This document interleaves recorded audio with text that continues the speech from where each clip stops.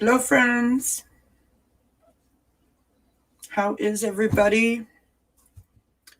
Happy New Year. Happy New Year to everybody. I hope that you're all doing well. I hope that you're having a great weekend. It's lovely when a holiday falls on a weekend, is it not? Uh, just allows you to celebrate a little bit longer, spend time with friends and family, and not have to rush to get back to our regular routines.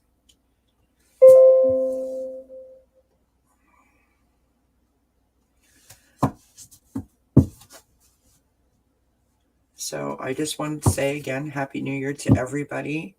Um, Indigo's here. Hello, Heather. How are you doing, love? Hi, Suzanne. How are you doing? Happy New Year to everybody. Um, of course, my husband's there. Nita Oracle. Hello to you, my friend. Happy New Year. Thank you for being here. Um, if I sound a little stuffed up, I don't have a cold.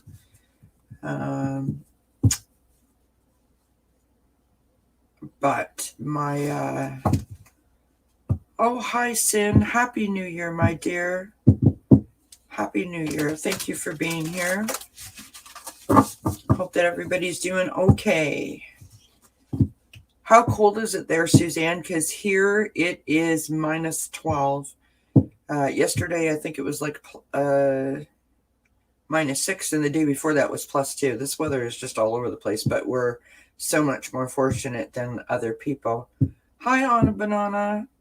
How are you, love? So,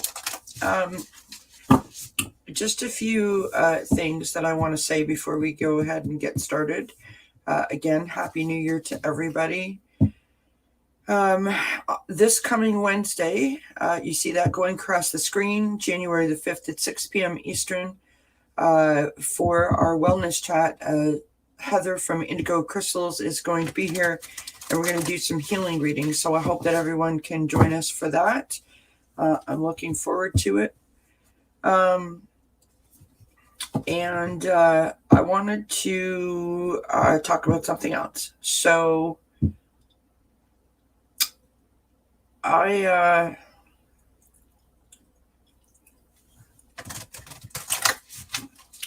one of my goals on this channel is to be as honest and transparent with you guys as possible. And it's important to me that you know that even though I sit here and I say things, to you guys about how we can improve ourselves, that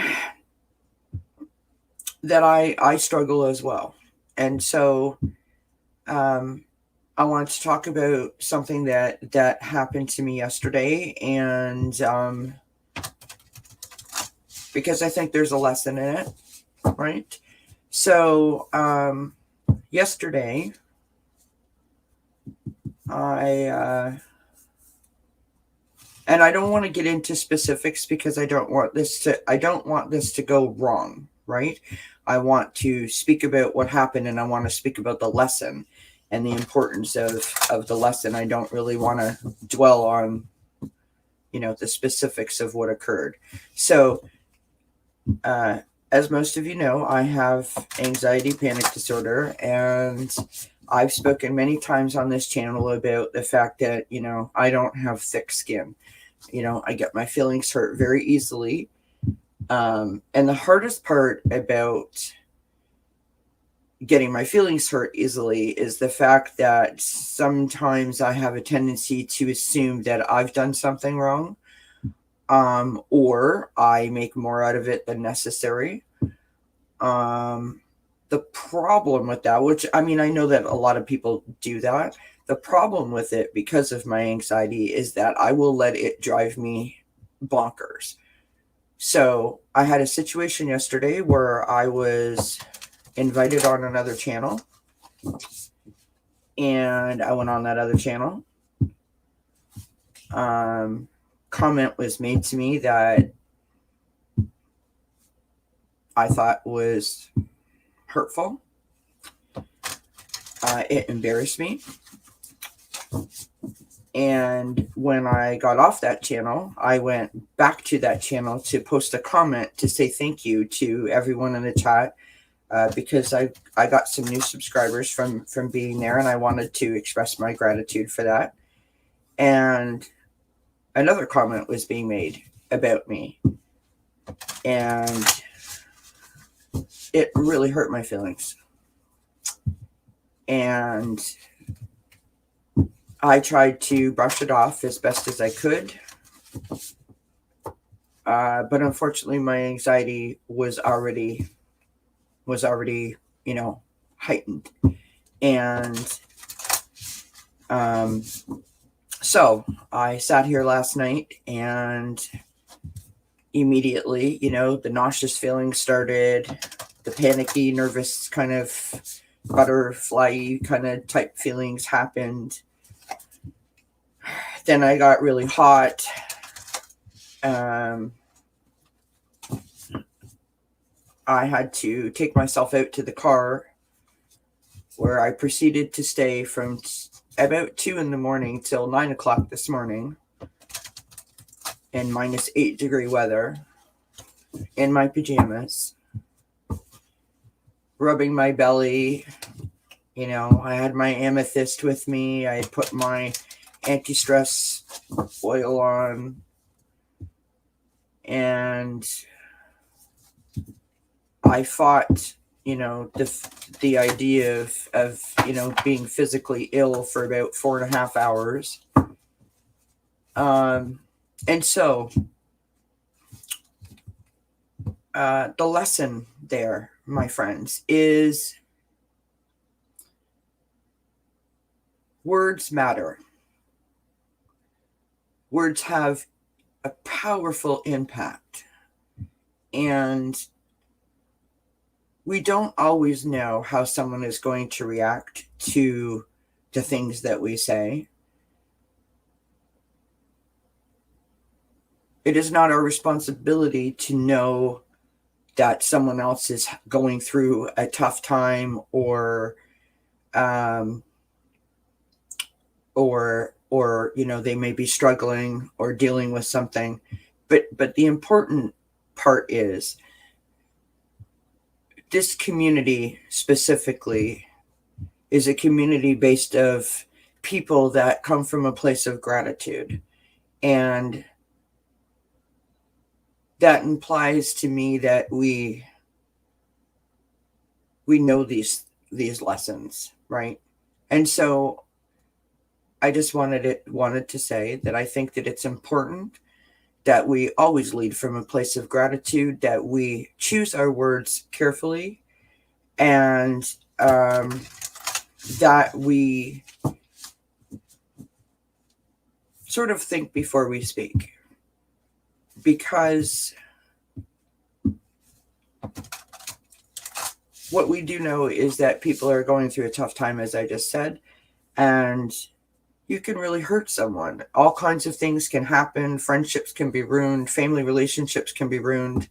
Relationships in a workplace can be ruined when it really wasn't even necessary, or perhaps the person didn't even mean it to come out like that. So basically what I'm trying to say to you is, please always be careful about the words that you choose, because you don't know what the other person is going through, and you don't know the impact of the words that you have for them.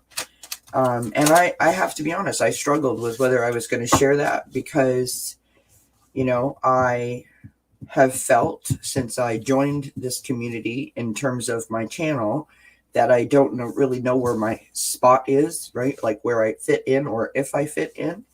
And if it wasn't for the support of the people in the chat, I wouldn't, all of my subscribers, I wouldn't know that I had a place here. And so those comments that were made to me, I took them to heart, and perhaps I took them,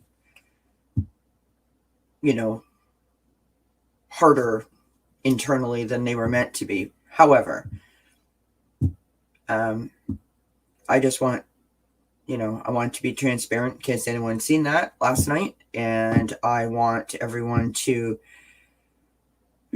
be conscious, be aware. A lot of people are going through a really, really, really tough time. A lot of people have issues that we know nothing about. And so we must choose our words carefully so that we don't, upset people unintentionally, because it can be very, very hurtful, right?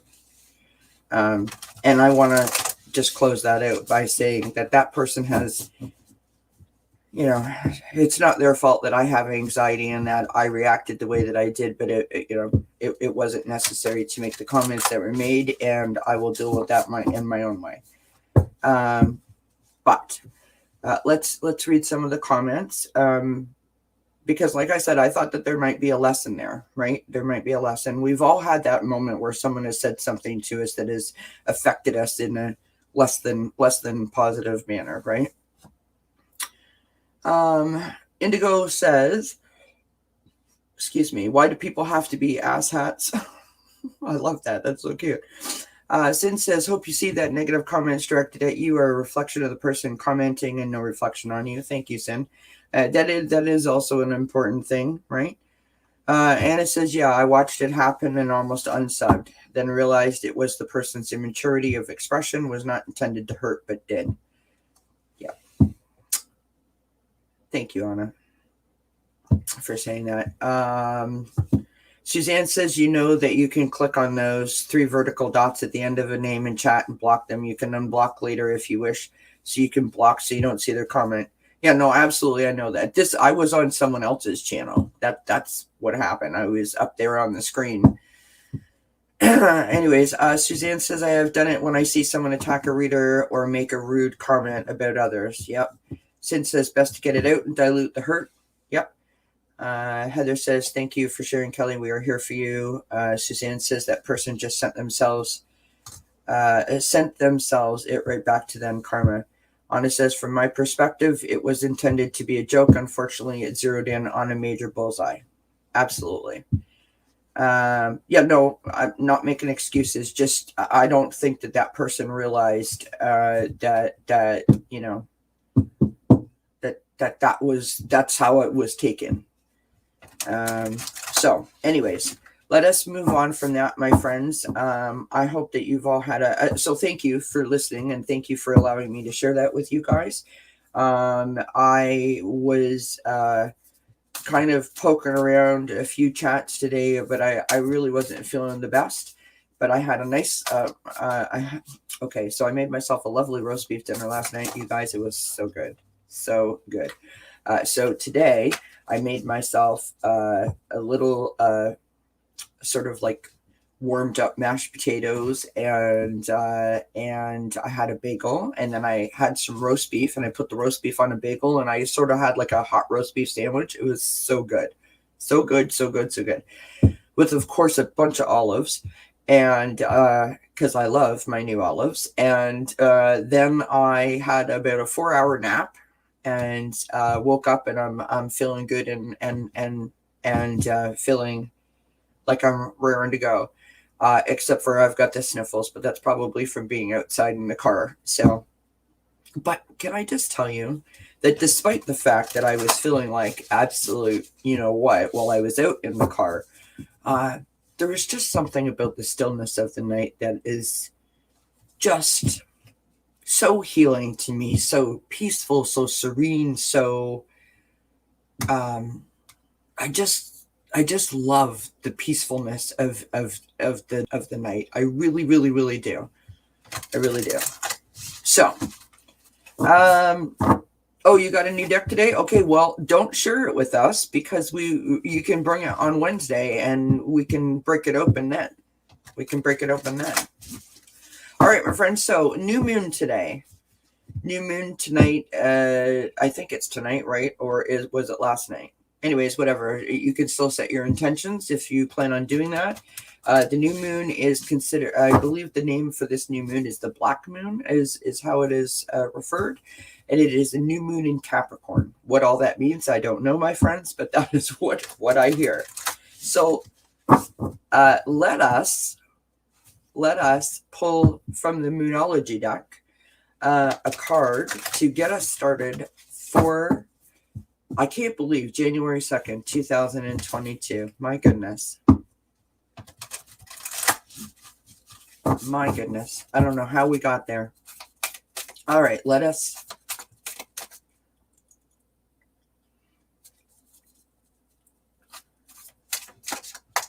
Around 2 a.m. New Year's Day, I was still up chopping a large spider and taking it outside. Haven't seen any spiders in my apartment in a long time. Maybe this is my new spirit animal guide, right? Said, you know what? I have to tell you. So my old next door neighbor, and when I say old, I mean like years ago, she's a lovely lady, just a lovely, lovely, lovely lady. And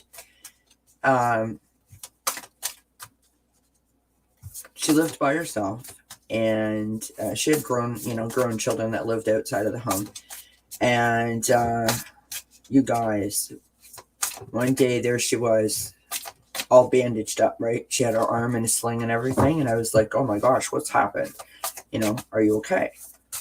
And so she was standing there at the top, like up in the upstairs of her house, right? And she had saw a spider by the top of the stairs, and she reached down to get the spider, and she lost her balance, fell down the stairs, and broke her collarbone. So, do you know what I do? You want to know what I do when I see a gross bug that I don't like to kill anything that crunches, just the thought of it. So, do you know what I do? I get the hairspray and I stick them to the wall.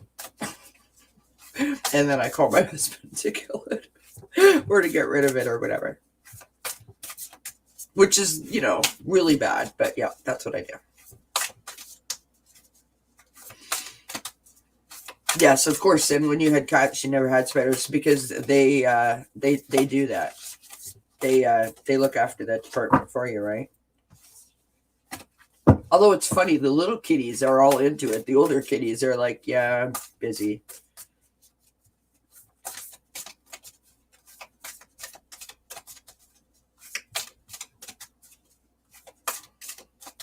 So, Heather, just tease us a bit with your new deck. Is it, because if I remember correctly, you love your Colette Baron Reed. So is it another Colette Baron Reed deck?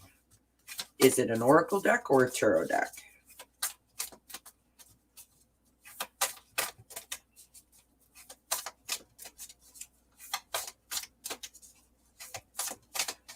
Quincy is out laying with Mark on his lap, I do believe. That is, Quincy's all about laying with Daddy. So I pulled from the Moonology deck, and we've got Step Out of Your Comfort Zone in the North Node. Step out of your comfort zone. Step out of your comfort zone, which is an interesting card to pull, considering, that was definitely stepping out of my comfort zone, sharing that with you guys, because I don't want any repercussions. I want this to be over. I want to move on, but I need to deal with it. And there you have it. So if anyone would like a card, please do. Star Tarot by Kathy.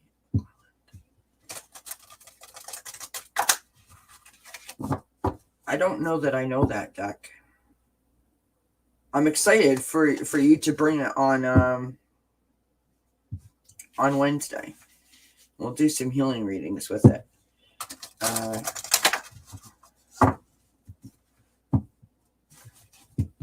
Oh, it's beautiful? Well, of course it's beautiful. I seen a tarot deck that I've sort of had my eye on for a little while. I'm wondering if anyone here has it. It's called, I think it's Spirit Song. I think. Something like that.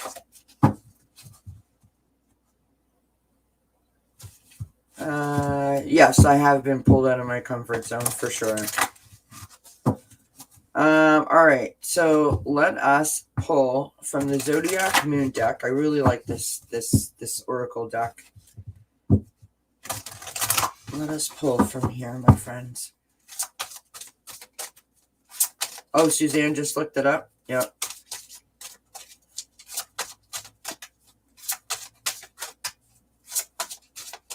See, here in Canada, we don't get all the, like, well, I don't know about where Suzanne lives, but I don't have access to all the decks that you all did. Oh, good, Indigo. Good stuff. It's always a great feeling for those of you that do read cards. When you get a new deck and it resonates and you can feel it, it always I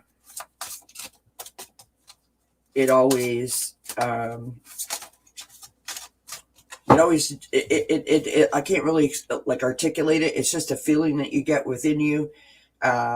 It just makes you feel good when you get a deck and you can feel it. And there's really not a good way to articulate that. Hi, Faye. Hi, Janet. How you guys doing? Happy New Year to you both.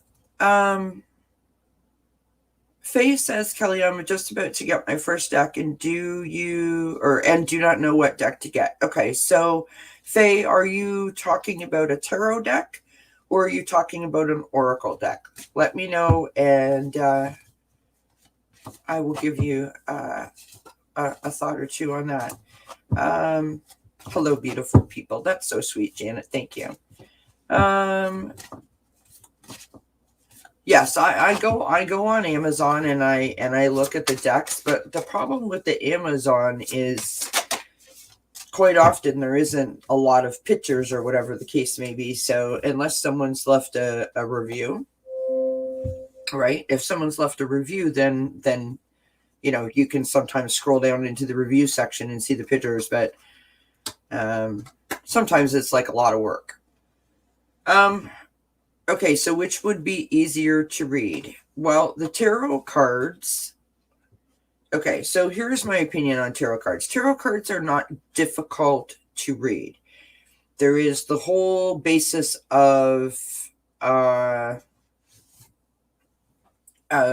using your intuition with the tarot cards.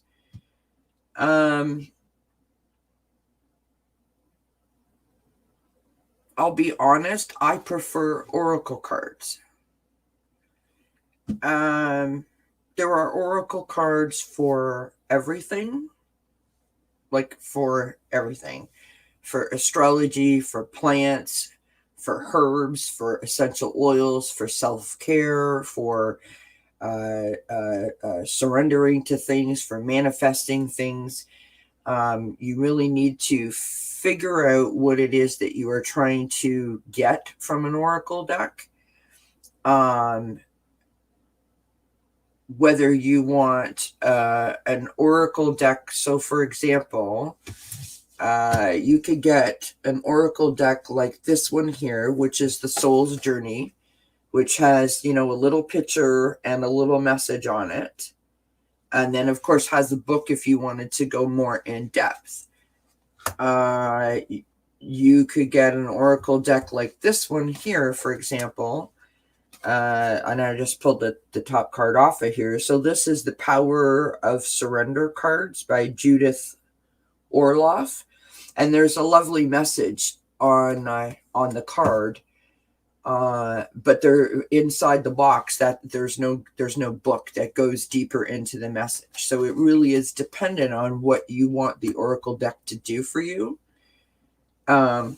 If you were going to go for a tarot deck, and I'm gonna show you this. So this is the Smith-Waite Centennial tarot deck, which is a version of the Rider-Waite, right? Every tarot card reader out there that I've ever seen tells you how important it is to have the Rider-Waite, because that's pretty much what all the meanings and all of the symbolism is based off of, is the Rider-Waite, right? So let's see here.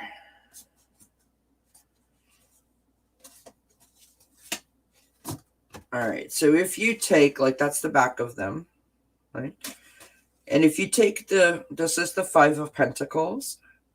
So the reason why people like Rider-Waite is because there's so much symbolism in the Rider-Waite deck, right? There's a lot of sorry, there's some glare on there, I know. There's a lot of symbolism in there, right?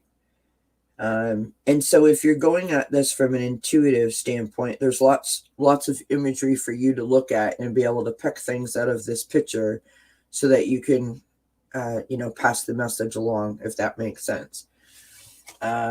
If I was to pull from, I was to get the Five of Pentacles from the Light Seer. This is the Light Seer Tarot. These cards are much bigger. I'll give you an example of what I mean. So this is the, well, no, they're about the same size now that I've said that. So let me find the Five of Pentacles in here. Of course, I'll never be able to find that. Five of Pentacles.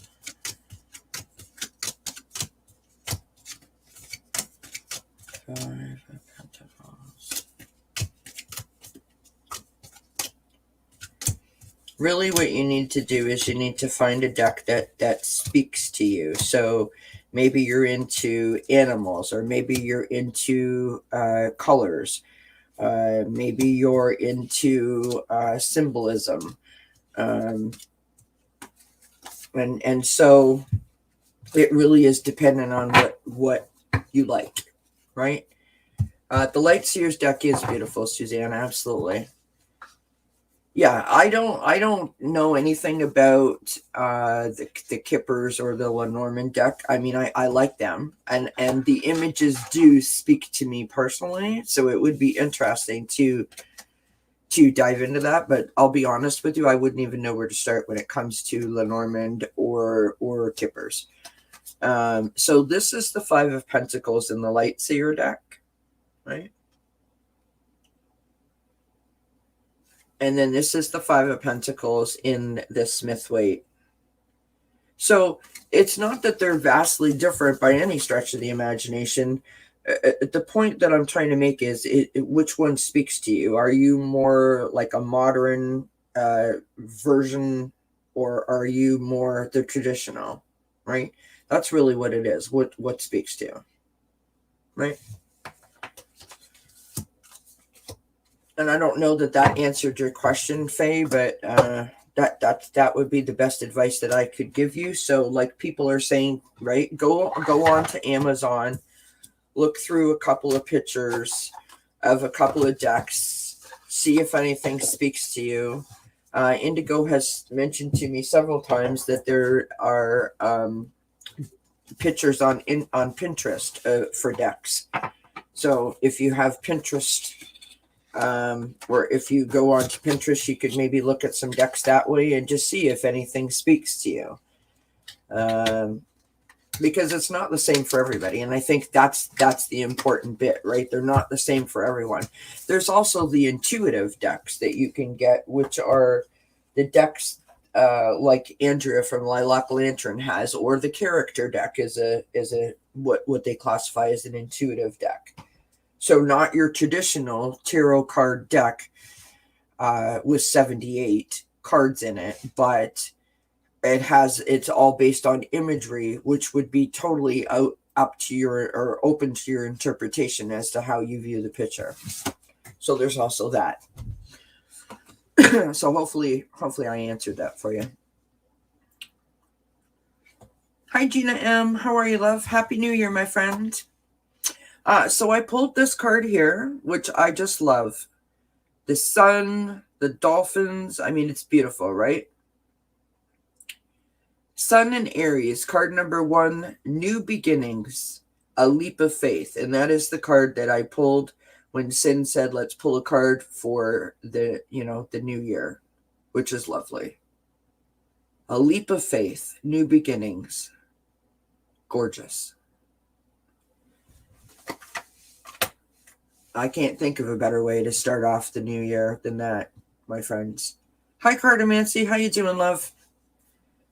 Happy New Year again. Okay, so on a banana, yeah, I think that's what she's talking about. Sandra Ann Taylor and her sister Sharon Kingler. I seem, and I don't, I mean, this wasn't a planned thing. I seem to be, if I was going to be honest, I have more Denise Lynn.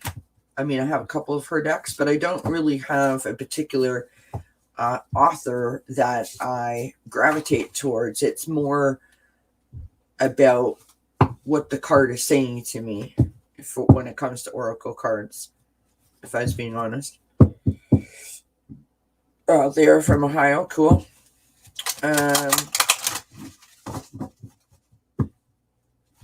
Oh, thanks, Gina. Uh-oh. Sorry, Cardamancy, you're really having a time of it. It sounds like Anna Banana's having some tough weather over there, too.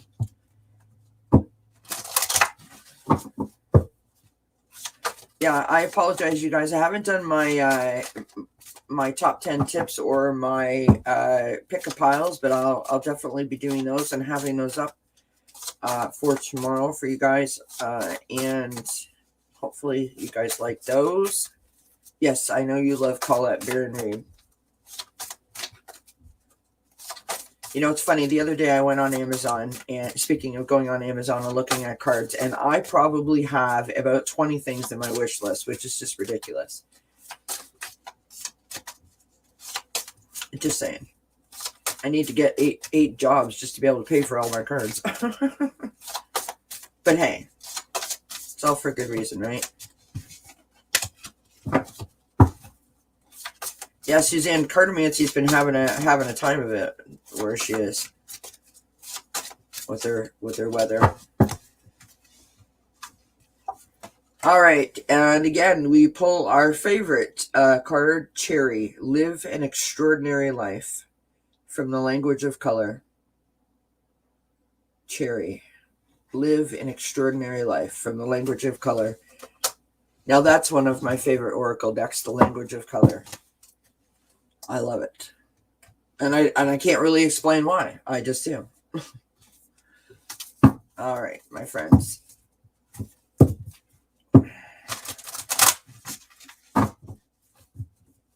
So, interested, I think I've asked this before, but I'll ask it again. Does anybody here have a particular full moon ritual that they do? Has anybody set any intentions for the full moon? Do you plan on setting any intentions for the full moon?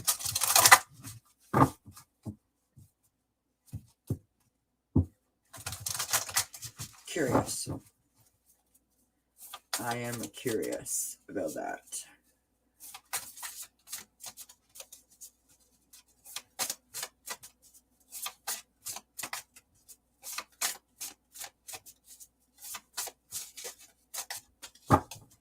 Cardamancy, I would say to you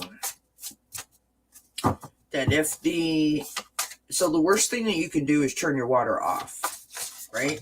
When you're in a situation like that. So I would say turn your hot water on, which, you know, this is not like financially a great thing to do, but turn on your hot water and just let it drip. Just let it drip. As long as the water is moving in the pipes themselves will not burst, because the hot water will keep them going. Right, Suzanne?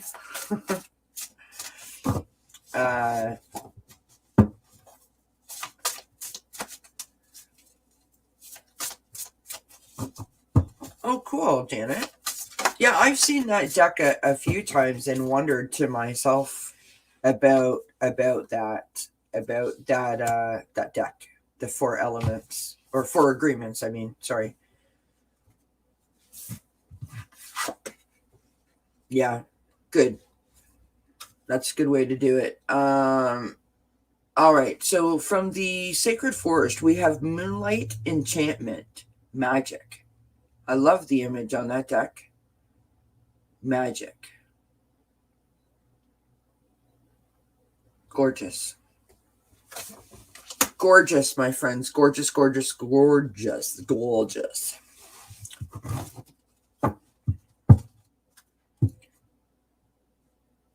Yeah. I do a very scientific method for my new moon rituals. If I've shared this before, but I'll share it again. So here we go.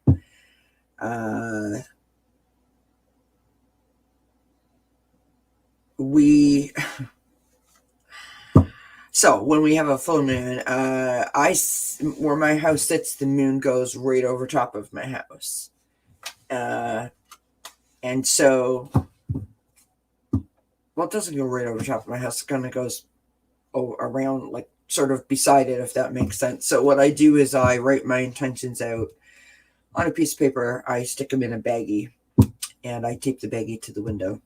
That's my scientific ritual, to allow it to be soaked up and energized by the moonlight. And somehow writing it out and doing that makes me feel like I've put an action to it, and I've made reference to that before. Putting an action to something just makes me feel like it's actually gonna, that I've really sort of embraced it, shall I say. So that's my whole scientific ritual. Suzanne says, here in Alberta, we let the tap drip, but I usually turn on cold tap. Our city tells us when to do it. Yeah, we do hot water here, because the cold water, it's the hot water that will freeze and mess up the hot water heater here.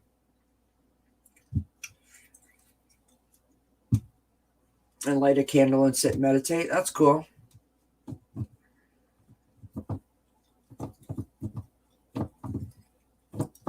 Yeah. Good stuff, cartomancy. I mean, it's important to keep you warm, right? And any heat that you can generate just keeps everything, well, it doesn't keep everything, but it helps to keep everything moving.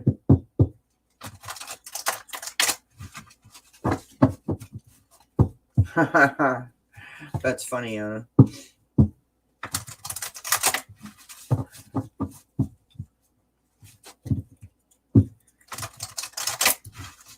See, here we have, I don't know about where you are, cartomancy, but here water heaters last forever here. The problem that you could have with a water heater here in Canada, and I suppose anywhere really, is if you have really, really hard water, you could get a buildup of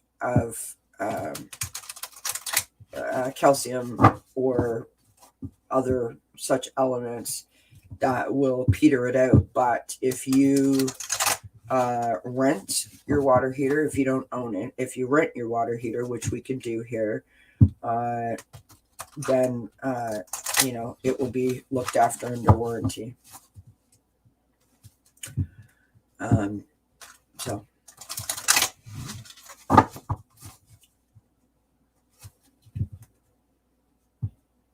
yeah, no, absolutely, Suzanne.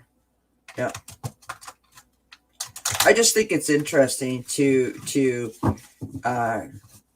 find out what other people are doing. Yeah, it's a full moon today, January the 2nd. So really, that's interesting.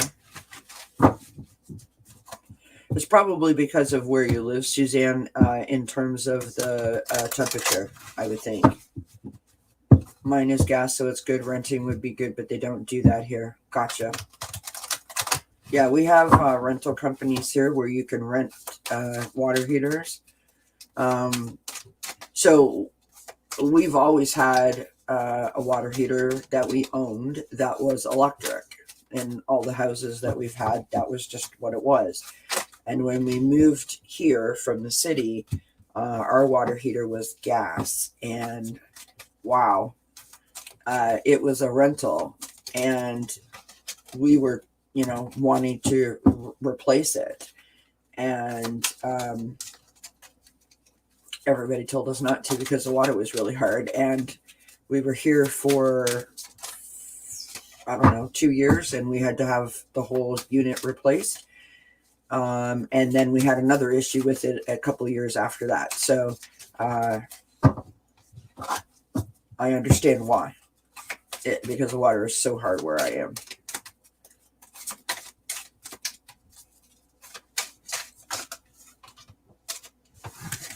All right.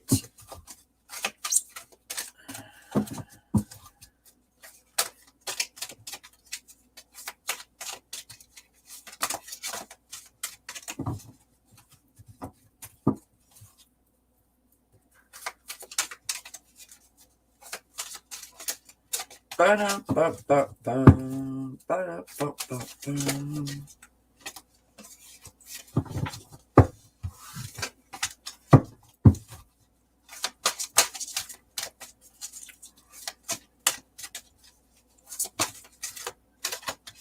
That's cool, Janet. Interesting. Oh my gosh, you guys, these cards just do not want to shuffle. They're like falling all over the place. It's like I'm doing my own version of 52 card pickup. I apologize. Sorry. All right, let's see if we can get a card out here for my friends. We'll take that one.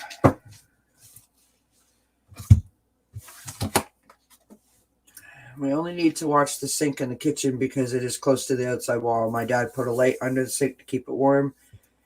We have high calcium levels in our water. Yeah, you can, I mean, I don't know about there, but you here in Canada, like where I live anyways, we have like heaters that you can buy for pipes to keep them,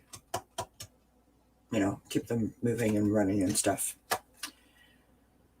All right, so we have pulled this card again, surrender low self-esteem. I love the image on that card, gorgeous sunflower. You deserve success, love, and abundance. Set an intention to identify and release any remnants of low self-esteem. What a lovely card when we're speaking about setting intentions, right? All right, Heather, have yourself a great night, my friend. Rest well, sweet dreams, and we will see you back here Wednesday at 6 p.m. I'm looking forward to it, my friend. Many blessings to you. So, yes, surrender low self-esteem. You deserve success, love, and abundance. Set an intention to identify and release any remnants of low self-esteem. I love that. I love it. Love that. When I purchased my water heater, the company that installed it offered me a service contract for its maintenance. They came out yearly to clean it out, probably because I live in a harbor. Yeah.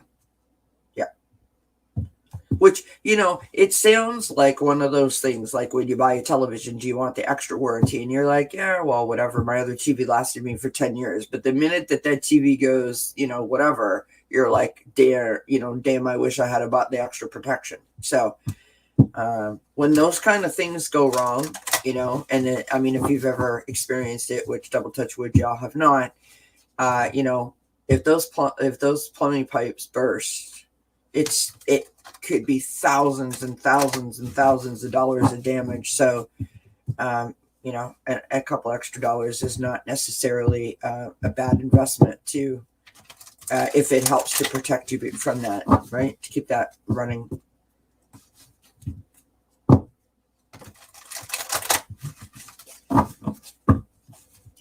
Yeah, here where we live, Suzanne, we had a water softener and it didn't really do much of anything. The difficulty with hard water is that like nothing, like there's like a film on everything, and like your whites don't get white, your whites look yellow, and that kind of stuff. But whatever.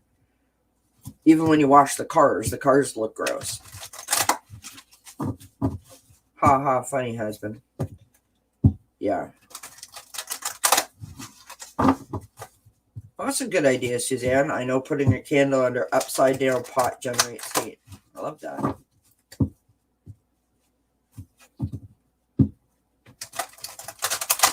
I don't know, friends. I don't know. These extreme weathers that people are dealing with, these incidents of extreme weather.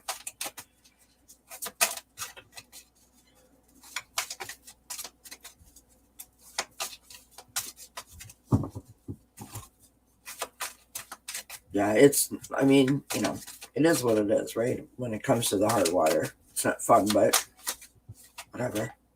And I'll be honest, like like if you have hard water and, you take a shower in it every day or whatever, like you don't really notice it. It becomes like just, whatever until you go somewhere else. Say you went to a hotel somewhere, like you went on vacay and or you went to a friend's house or something, and you have a shower or whatever, and you're like, wow, like even your hair doesn't feel the same. Like your hair has a weird texture to it. If you're not, if you don't stay on top of it, is my point. Autobadona says, luckily the company takes care of heating, plumbing, and electrical. I gladly pay $16 per month to make sure shit runs well. Awesome. Yeah. I mean, sometimes that's all it is, right? It just makes you feel better when you have that, like a protection sort of situation. Cardi Mancy says that's the big problem here. Pipes are only covered by homeowners insurance. Yeah.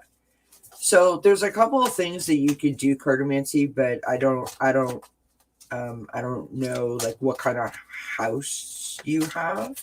So number one, if you have galvanized pipe, or if you have copper pipe, not good for cold temperatures, right? That is when you need to heat those lines. Also, because you can't see the little suckers, so you don't know where they are. Here in Canada, there's a lot of houses that, had galvanized, and if you had galvanized, they had to be removed or changed. So most people here have PVC pipe, right? Which is a hard plastic. So yes, they can still freeze, but they don't typically. I'm not saying that they can't. I'm saying they don't typically burst like copper would or galvanized would. And also, if you needed to heat them up, it doesn't take as much energy to heat up the plastic as it does to heat up the copper or the galvanized piping. You can take the PVC piping and you can run it, like right behind a baseboard, and then stick a baseboard in front of it. And so it's easy to find, right? If you live in a house that is older, like mine is, that's got multiple additions on it, we have a basement only on one part of our house. So our pipes aren't down there, meaning running under the floorboards. They are, underneath. And so it is a cause for concern. And so we have these things. They look like a giant pool noodle that are wrapped in a special sort of like aluminum coating, shall you call it?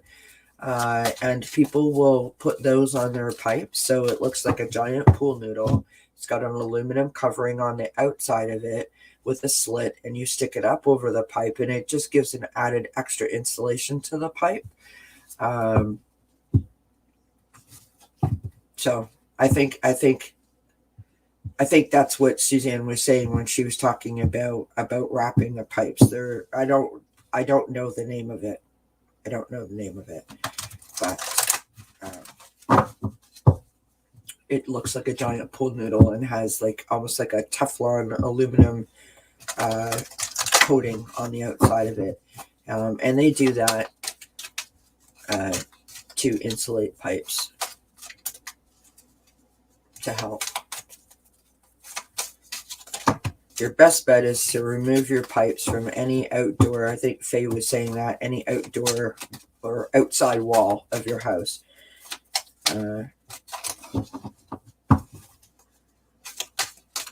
Yeah. All right, finally we have a card out. The cards don't want to, I don't know, they don't want to talk to me tonight. We have empathy. Look at the image on that. That's just gorgeous. I am open to seeing both sides of a situation. Interesting message for Kelly. I am open to seeing both sides of a situation. That is interesting. I am open to seeing both sides of a situation. All right.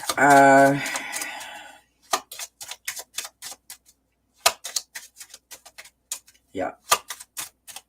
Yeah, the problem is like when your house is not built for it, for those kind of temperatures, when the structure of the place that you live in is not built for the temperatures that you're experiencing, hurricanes, whatever it might be, for the, certain wind things, it is, that trouble's gonna occur.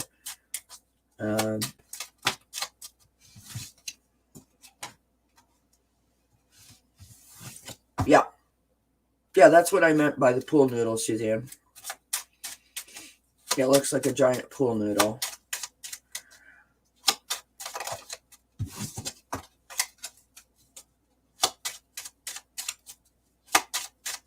Yeah, they come in different sizes and thicknesses and stuff.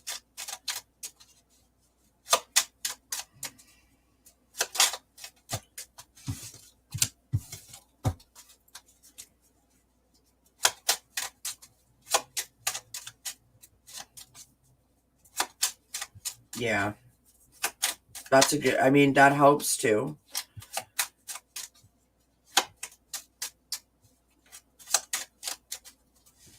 Your best bet is to get yourself, if you can, to get yourself one of those portable heaters. I don't know if you sell them there. I'm sure that you do. We have them here. They run on like oil or kerosene. So not electric, not gas. So in case you have a power failure, that you can, and it's a portable unit, so you can move it where you need to. Wherever your drain is coming in from the street into your house, which is probably located underneath your kitchen sink, that is the place that you need to concentrate on keeping the warmest. All right. We have from the little language of flower deck, we have stock. Slow down. The pace must abate before it's too late. The pace, I can't even say it. The pace must abate before it's too late. Yeah, so that you don't get mice and so forth, for sure, Suzanne. Look at us. I love, you know what? I just love you guys. Who would have thought that, you could come here for plumbing advice?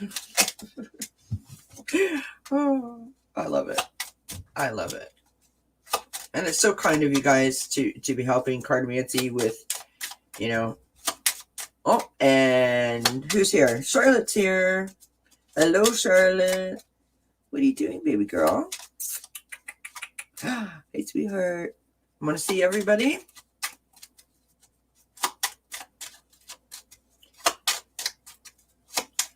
All right, I'm going to pull another card from the little flower deck here. So we have Wisteria, longevity. Plan for and take the dedicated path. Plan for and take the dedicated path.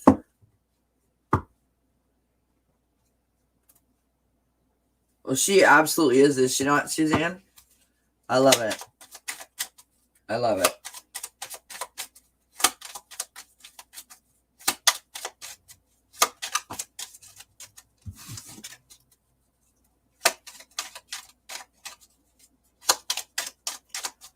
All right, my friends. Isn't that nice, Faye? That we're all here cheering each other on and assisting in any way we can. I love that. You guys are so awesome, and you're just awesome. You're amazing. Phenomenal people. Hey, listen. You know what? It's all good. No, I do have gum in my mouth, Janet. I am chewing. See? I do have gum.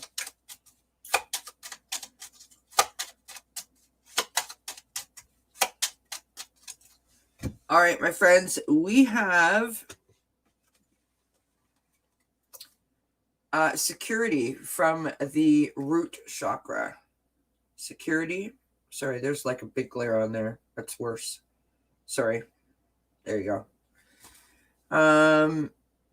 Do you feel more secure? Deepen your connection with nature.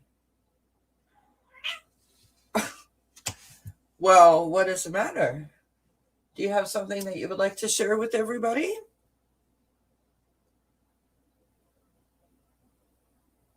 Hey, do you want to share something with everybody?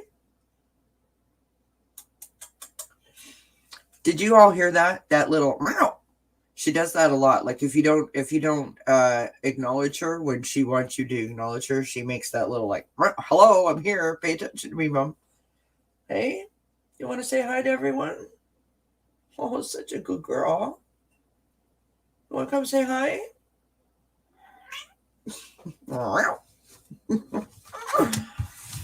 Oh my goodness.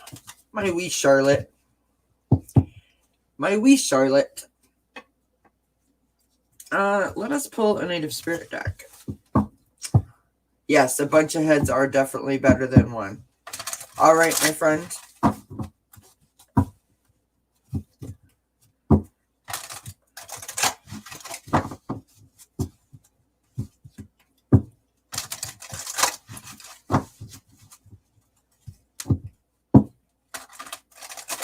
Ba-dum-bum-bum-bum.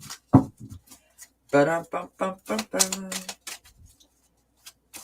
Yeah, I'm gonna, you know what? I can put the camera up a little bit and see if I could show her off to you better. Bear with me here for a second. Charlotte, Quincy, and Austin. Okay, bear with me, guys, for a second. While I do this, hopefully I can do this. No, I must stand up.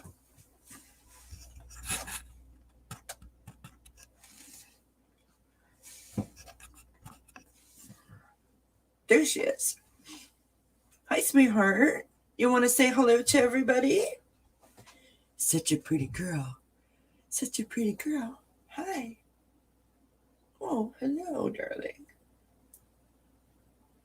You want to come down and say hello?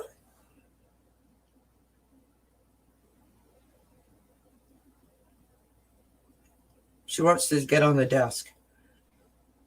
And there she is on the desk. Don't try not to walk on anything, okay, honey? Yes, don't walk on nothing. What are you doing?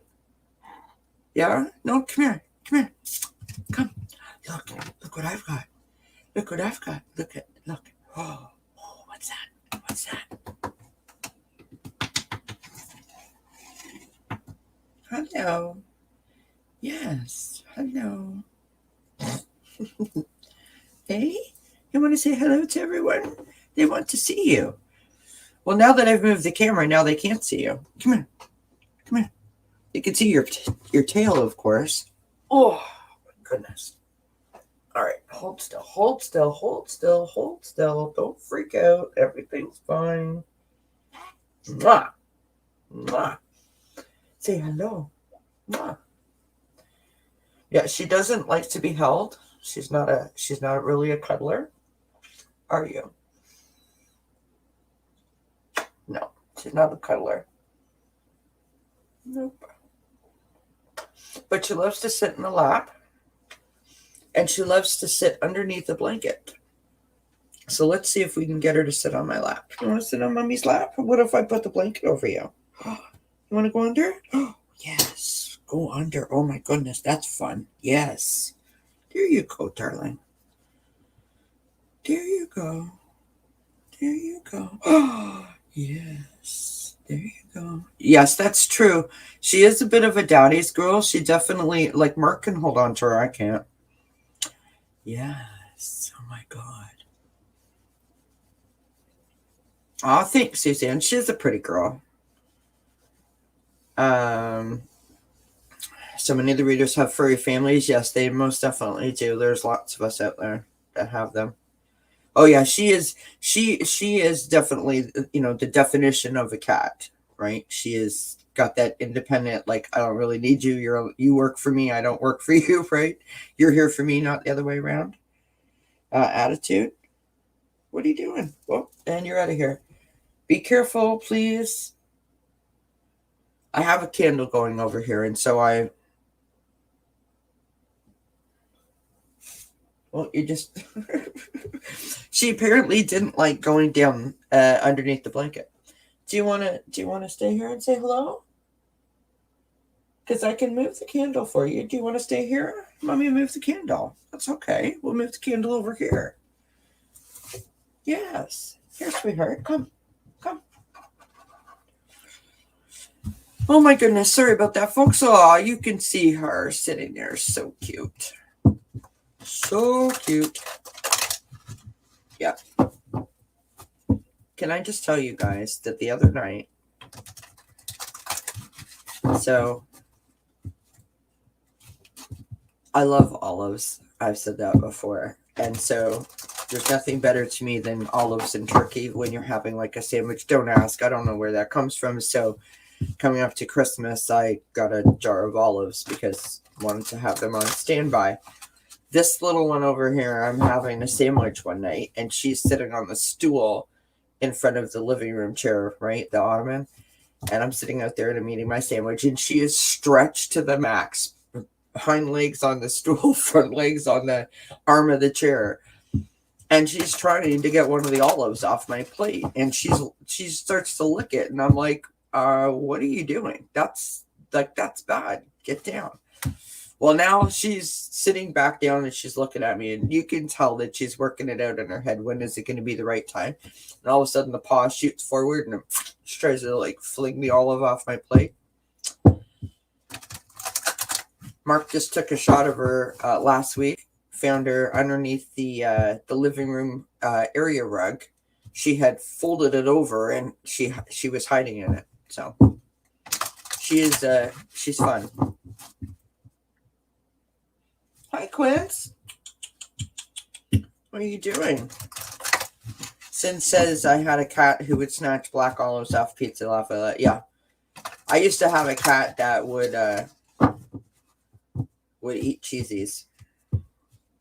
Powdered donuts. So there the two of them are. You can see their heads. There goes Charlotte because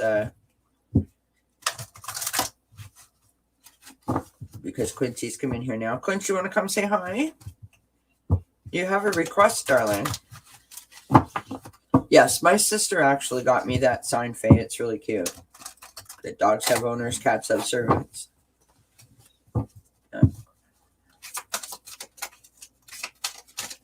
Quincy.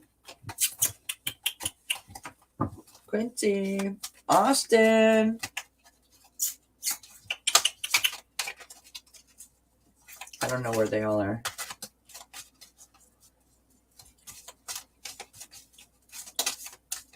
Oh, one had a card flip over there, my friends.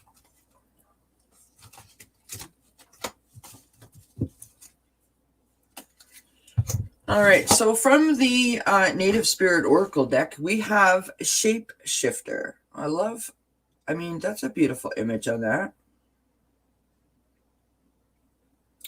Oh, that's nice, Cartomancy. Shapeshifter. Love that. What the heck? I've moved everything around on my desk here, and I can't seem to locate anything. Let's see what the message for Shapeshifter says.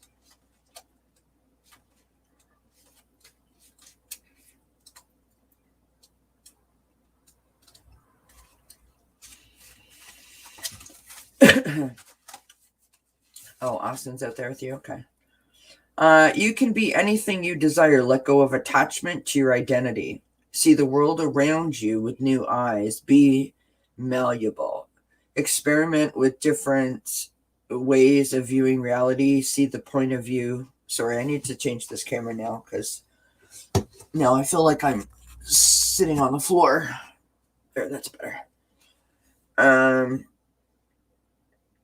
Experiment with different ways of viewing reality. See the point of view of others. If you haven't been able to manifest your dreams, maybe you need to shift the way you see the person or situation. Interesting.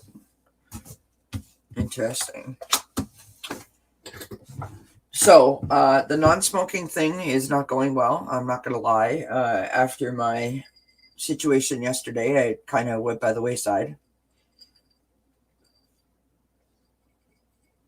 In full disclosure. But that's okay. I will I will get back on that pony eventually. Do you not hate it when a candle does that? Like you buy these candles. I don't know if you can see that or not, but it's burning all like uneven and stuff. I can't stand that. Ticks me off. They're not cheap, and you buy them and they go all friggin' sideways on you, and you end up only being able to burn half the candle. All right, my friends. What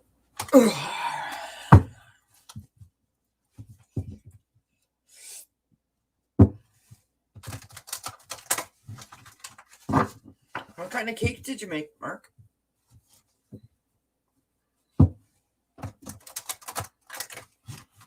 So Mark is off again tomorrow.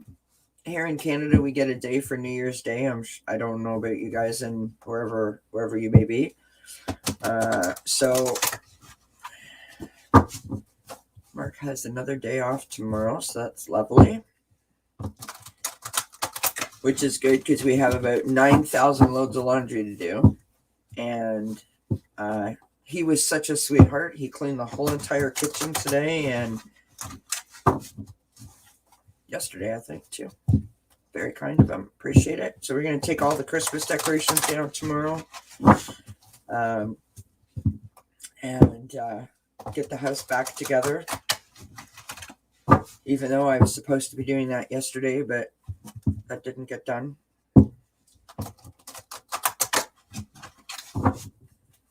So I'm looking forward to that. No. Friday was a half a day for most people that work in a company that is not, like a service industry in terms of like a store or a restaurant. Usually get off early. Although early, noon, 2 p.m., 4 p.m., dependent on who you are and where you work.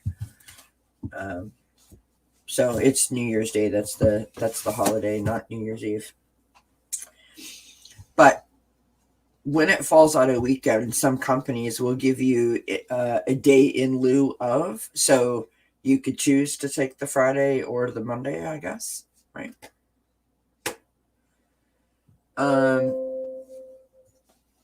We have from the Guiding Light Oracle, reaching out. Reaching out. It's time for you to reach out and ask for the help that you need. Reaching out. It is time for you to reach out and ask for the help that you need.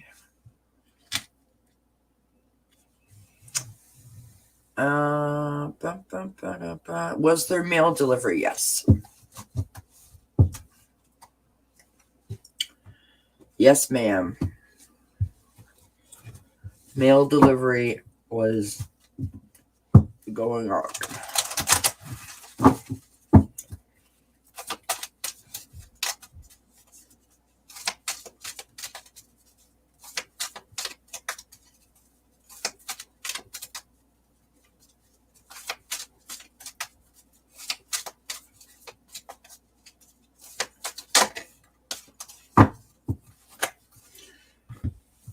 Yeah, you don't miss much, right? Between Friday and Monday. We have blame from the Soul's Journey Oracle. Sorry. I accept responsibility for my well-being. I accept responsibility for my well-being. Oh, so do I, Suzanne. That's what we have here, and I can't stand it. I don't like it at all. I don't like it at all. I don't know why we can't have mail delivery. I mean, it's ridiculous. I think it's completely unsafe.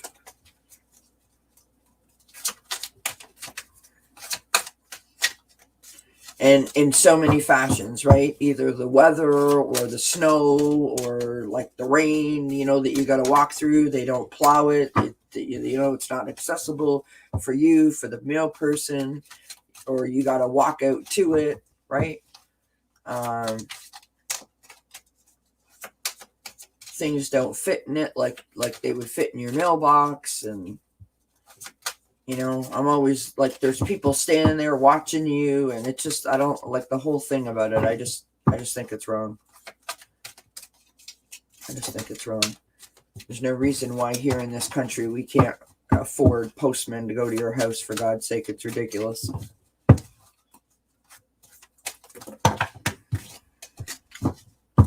Anyway, whatever.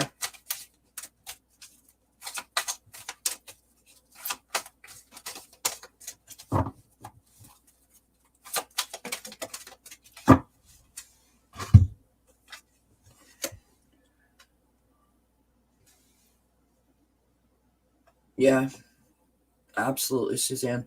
We've got surrender to drama. I sort of think these cards are talking to me. No matter how emotionally charged the situation, remain calm and don't contribute to the drama. Staying centered will help resolve the issue more quickly. Yeah, these cards are definitely talking to me. All right, my friends, 1 hour and 11 minutes in. It is also 9/11. 1 hour, 11 minutes in. We have 8 people in the chat, according to my screen, which is fantastic.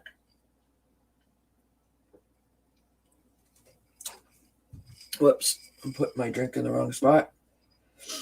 I'm super thirsty.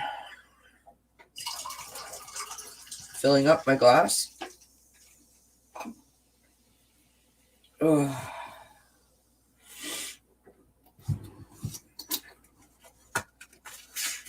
And I'm going to have a half of my cigarette.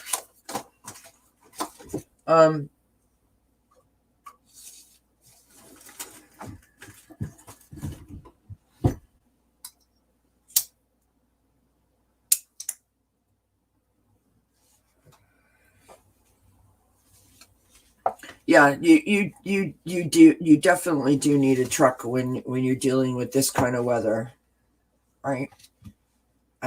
Or like a SUV that has like four-wheel drive options, right? I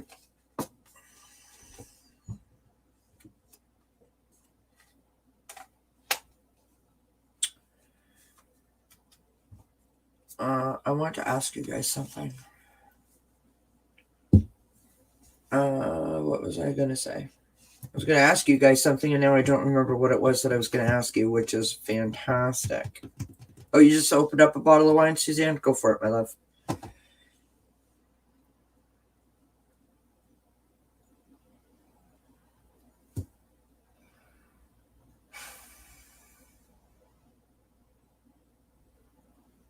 I'm just feeling some sort of way, you guys. I have to be honest. I'm just feeling some sort of way.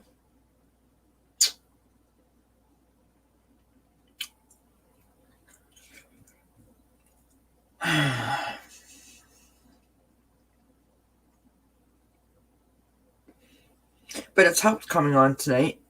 As always, you guys lifted up my spirits and cheered me up, and I appreciate that very much. So thank you for doing that for me.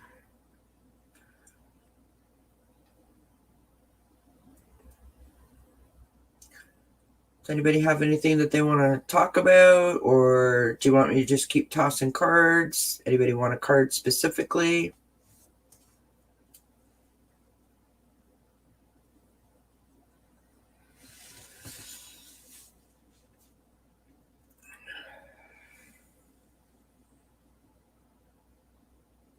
Yes, and I am.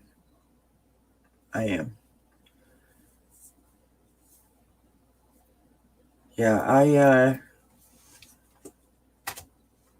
you know what? Here's the thing, right? If I can be, now I'm being 100% honest with you guys. Not that I'm not 100% honest with you guys any other time, but I'm struggling a bit with, like, what do I do with this channel? Where do I go with this? Like, where do I want to take it? How can I help more or better or different or the same or whatever? You know what I mean? I want to bring, good information to you, but I also enjoy sitting here talking to you guys like this, like Janet just said, which is a lovely way to put it. It's nice to be surrounded by friends in the evening, and I love this. This is like having a conversation, with your bestie on the phone. Like, this is lovely. Um, so I don't have a problem with it, right? Um, I enjoy it, but I also feel like I need to make sure that I bring the information to you guys, because that was the whole reason why I started it, why I started the channel, right?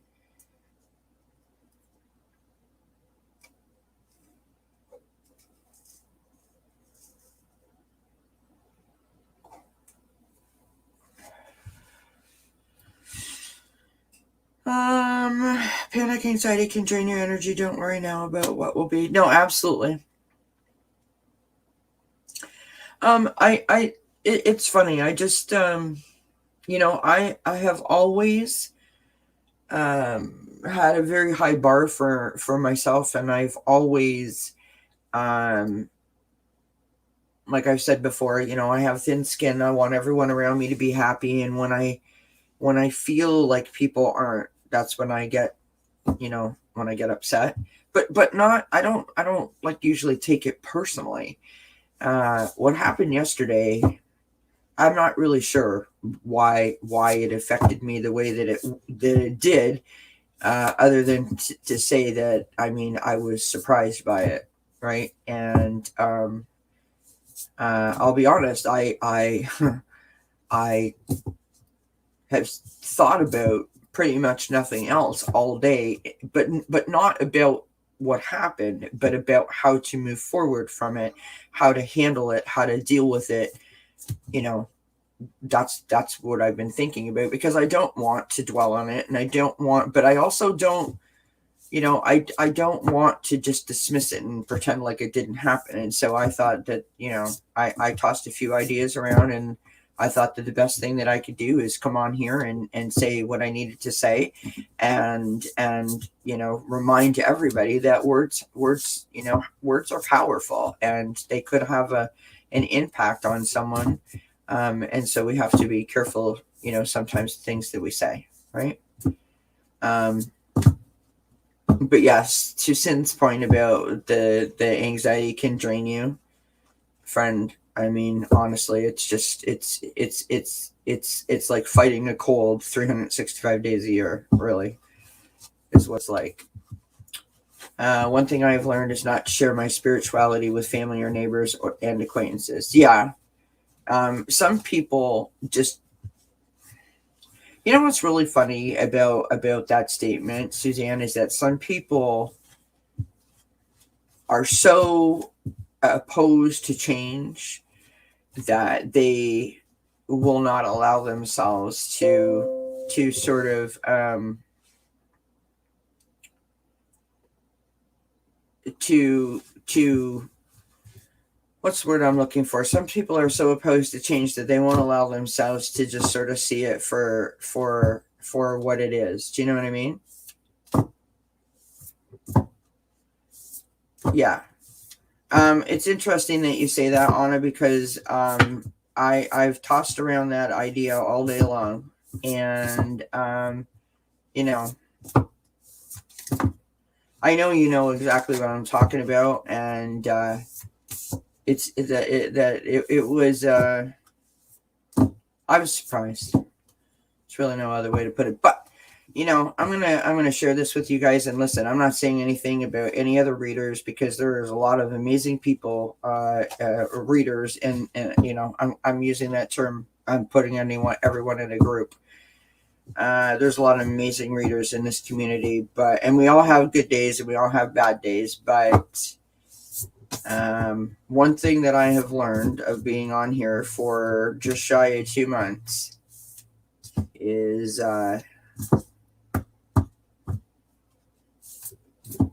And I'm just being honest, so I hope nobody takes this as I'm not giving anyone a shot. I'm just saying how I feel.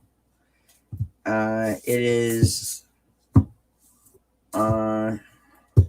It's kind of like high school in the behind the scenes thing. And I don't know if any of you have picked that up or not picked that up or noticed it or seen it or felt it.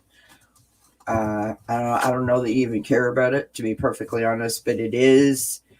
There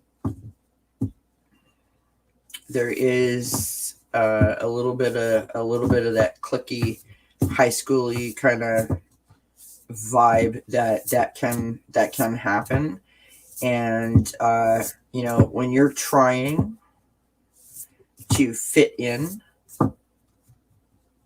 sometimes that can be difficult, right? A to the point email without the emotional attachment should clear the air in the sense that you are not internalizing the situation. 100%. You have seen it. Okay. So, I mean, I'm not, like I said, I'm not trying to be careful with the words that I choose. I'm just trying to be careful because I don't want anyone coming at me after it or go into someone else's room and saying, Kelly or Dozen Cats, was saying like it's like high school up in these YouTube streets, like as our good friend Jay would say, but it can be, right? It can be, and I just sort of figured like there's enough of us, and there's enough of the people in the chat that we can provide something for everyone. And I don't really understand the whole competitive drama, I've got more subscribers than you do kind of thing. Like I just don't understand it. I really don't.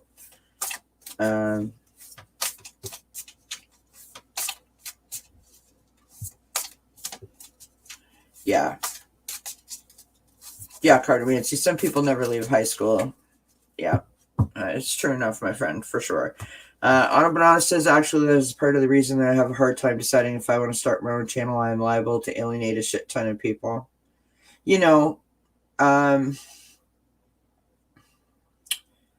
what's interesting about that, right? The thing that I'm seeing is that, whether you wanted to alienate or you didn't want to alienate, whether that was your intention or not to be your intention, so I come on here and I say this, what I've said today, and if that person is watching, or if anybody else is watching and they're going to tell them, and then like it turns into a whole situation when it isn't necessary to turn into a whole situation. But I will tell you that from my personal perspective, from what I have witnessed myself, the part that drives me absolutely nuts is that I don't like this person, I have an issue with that person, and then they go to that person's chat.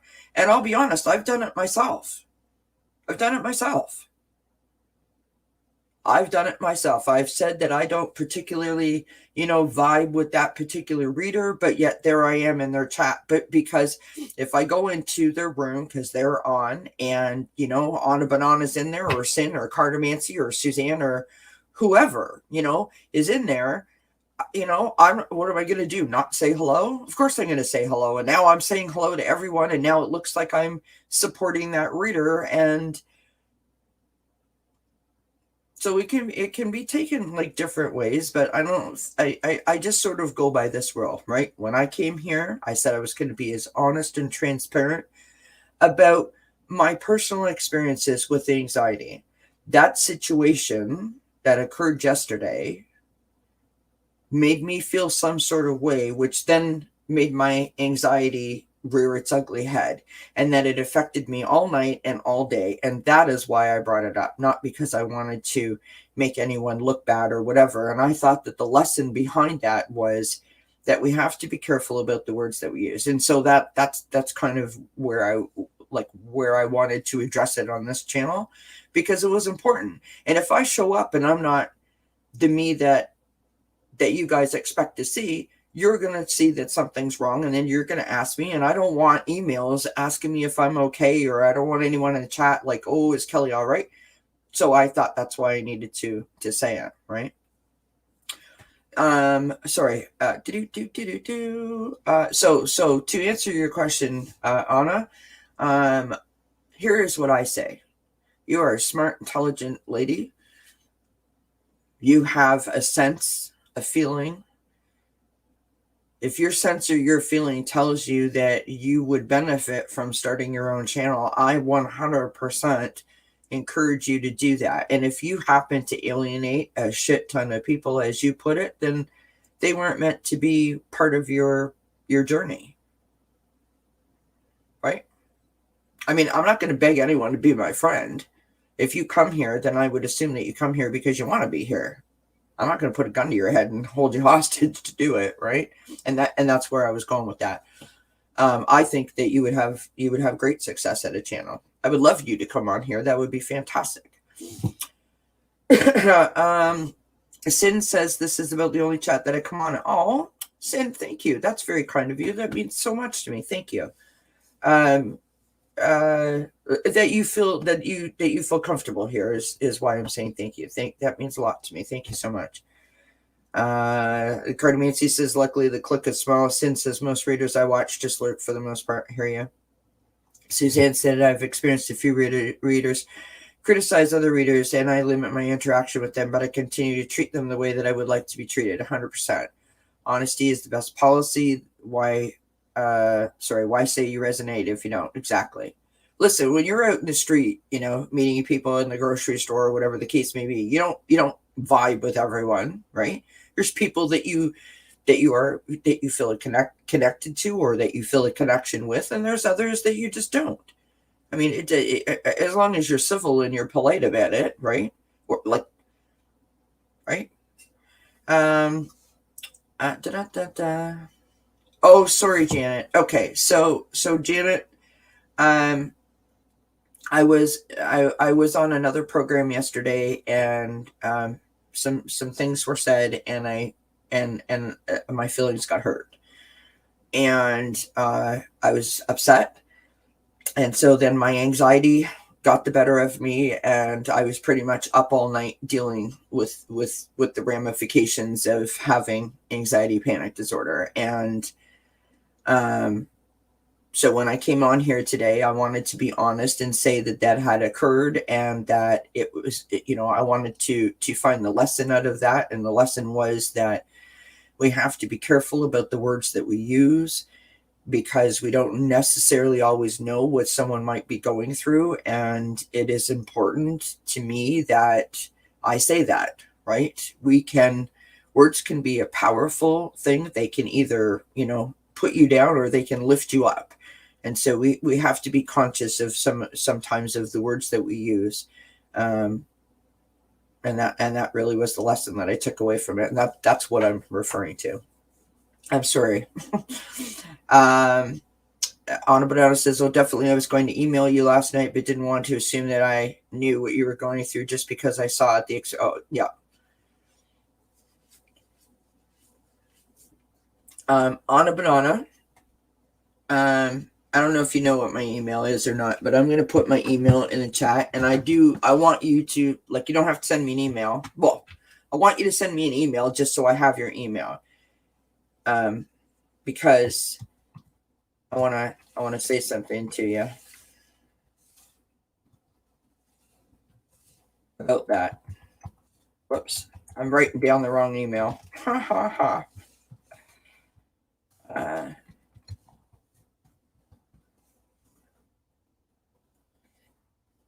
Okay. So Suzanne says, you decide who your core group is, no one else. Absolutely, Suzanne. Cardamancy says that's true. Sin says sometimes I'm in the mood for chat, and this is a good bunch.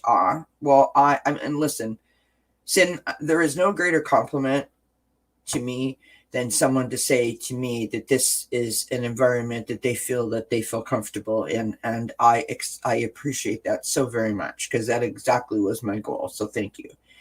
Anna says, laughing my ass off. It wouldn't be, at least I don't think it would have anything to do with tarot. more of an opinion page on what is going on in the world. Hey girl, listen, there's so much room here. You could start a page, a channel, whatever you want to call it, on absolutely anything that you want. I mean, maybe you crochet, maybe it's, maybe Cardmancy starts a channel, even though she has her own channel, but maybe she starts a channel on how she's handling this weather crisis, right? It is what it is. And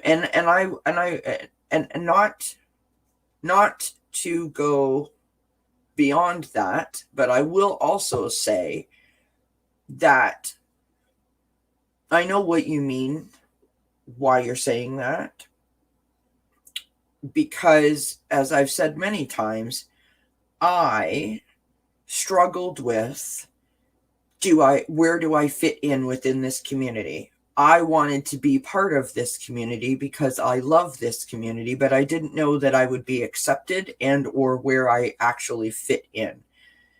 And so I did that to myself, if that makes sense. I made that into a thing when it wasn't actually a thing. I don't know if I explained that well, but does that make sense? So what I'm saying to you is don't worry about that. Don't worry about that. If you feel strongly about it, if you feel good about it, right, then do it. And the people will come. The people will come. Doesn't matter, right? What community you're a part of. The people that are supposed to be there will show up. And you know that better than I do. Yes, thank you, Suzanne. There's room. Sorry, laugh out loud. Okay, dozen cats is my email. Well said, Kelly. Thank you, Suzanne. That will be part of my channel, Survival for the Totally Unprepared. I love that, Cartomancy. I mean, not that you have to have Survival for the Totally Unprepared, but I love the fact that I mean, hey, listen, there's a million people out there that don't know what the hell to do and would panic in a situation like that. And it sounds like you are, sitting back and assessing, every stage of this event, like you're trying to stay on top of it. And there's a lot of people that could learn from that, right? Absolutely. Sin says there is a zillion card readers. Something added or different is appreciated and probably needed to grow your channel. Like the chat here is just as important as card reads, if not more so. Yeah, 100%. And I mean, that's the thing, right?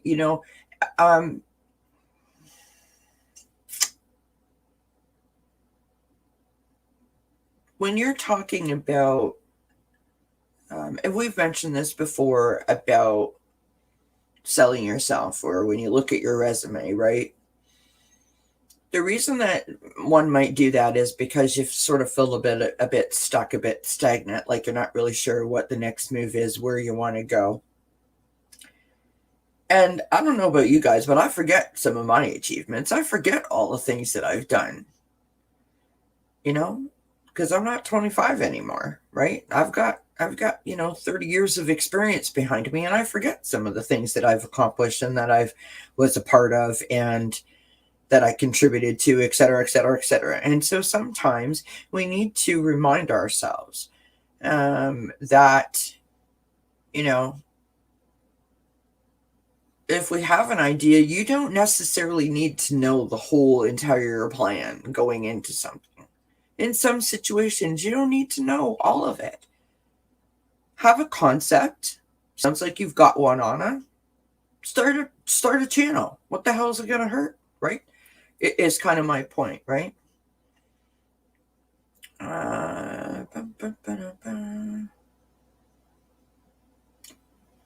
Yes, absolutely, Sin. I totally agree with that. We could all use weather survival and other disaster survival tips. I mean, listen, it's happening. You know what I'm saying? It's happening everywhere. So we most definitely could benefit from those tips. Suzanne says, I have been attacked a few times in the chat by comments I made corresponding to the reader, but they thought or assumed it was directed to them.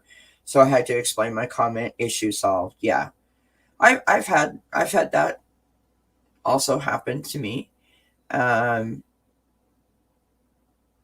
And it's difficult.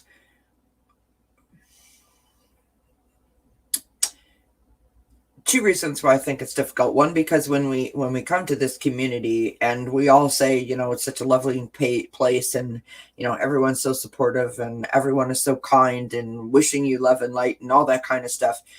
So when when you feel like someone's coming for you or coming at you, it takes you by surprise because you're not expecting it here, right? That would be the first thing that I would say. And the second thing that I would say is that, there is sort of an element when you get into the big chats, right? The big chats with hundreds of people in them, you can get all caught up in that. Oh, Vivian, didn't say hi to me, or I didn't say hi to Vivian. And I don't know why Vivian's name popped in my head, but there you go. Maybe Vivian's thinking about me. I'm not sure. But do you know what I mean? Like, so-and-so didn't say hi to me. And then you feel some sort of way about it. And it could just quite simply be that person's. I know I rarely go into a chat on my phone, but I have done that. And when I go in on my phone, I cannot for the life of me keep up. I can't do it. I could barely keep up on my keyboard, but if you know what I'm saying. So, and then you start to feel some sort of way, and before you know it, you've created a like a stalemate situation, and there was nothing to it. The person just didn't see you or whatever, right? Faith says, I like the smaller channels because there's more personal exchanges with each other. Don't let others get to you. We like you and understand putting our feet in our mouths. I do it often. Thank you, Faye. That's very kind of you to say. And I listen. Hello. I'm right there with you. I'm right there with you, friend. Suzanne says some people seem to be looking for a fight, so I take more time when I put a comment in the chat. You don't know until you try, Anna. If I don't use your name, forget about it. Right? Yeah. Anna says, true, it's Suzanne, trying to get up the nerve. It's only been about a week since I caved and took a selfie, laugh out loud. And we will help you, Cardamonte, and that's very kind. And we will, absolutely. Baby steps on a banana. Yeah, it is hard in a large chat. So here's the thing, right?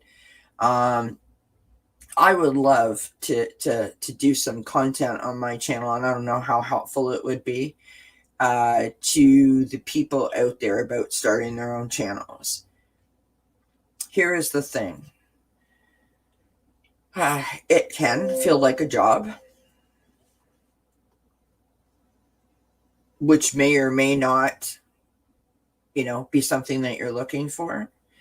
It can or cannot be costly, depending on how much restraint that you have.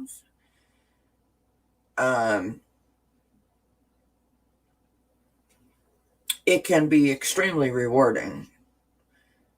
In terms of, I come on here live, I've got an issue, I have something that I want to share with you guys, and the chat fills up 5, 6, 28 people, whatever it might be, and we start a dialogue, right? We're helping each other, we're supporting each other. I come off of this program when that situation occurs, and I feel like I have won the lottery. Truly. Because you guys have ticked off all my boxes, right? You have made me feel good. You have made me feel happy. You have made me feel important. You have made me feel like I am accepted, and you validate the information that I'm bringing to you as, that you're interested in it. And so for all of those things, I literally feel like I've won the lottery. There are times when I come on here that I'm like, I have no idea what I'm doing, or I don't know what I want to do or what I want to say or how I want to say it, but it's important to me to get this information out.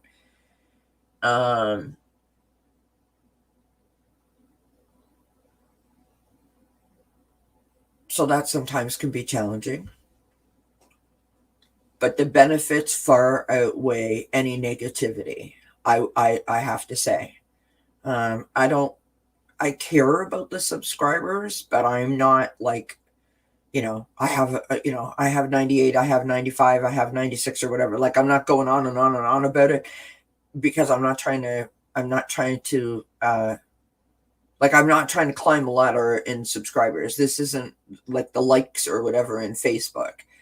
This isn't the highlight reel of my life. This is my life. So if people come here and they listen to me and they like what's being said, I appreciate that. And that's the reason why I would mention how many subscribers I had, not because I was trying to win a contest that I've got more than you do. No, boo boo. You know what I mean? So, no, I never want to hurt anyone's feelings either, Janet P, but sometimes it happens, right? Sometimes you say the wrong thing. I mean, I've done it a million times, right? I've said stuff that has hurt people, and it's like, oh my God, I'm so sorry, right? And especially now, people are so sensitive because we have been cooped up for so long. We have such strong opinions about what is happening in our world and around us, and families are being, pulled apart like stringy cheese because of politics and the virus, and people are really, really, really struggling, and there is so much going on with mental health. It's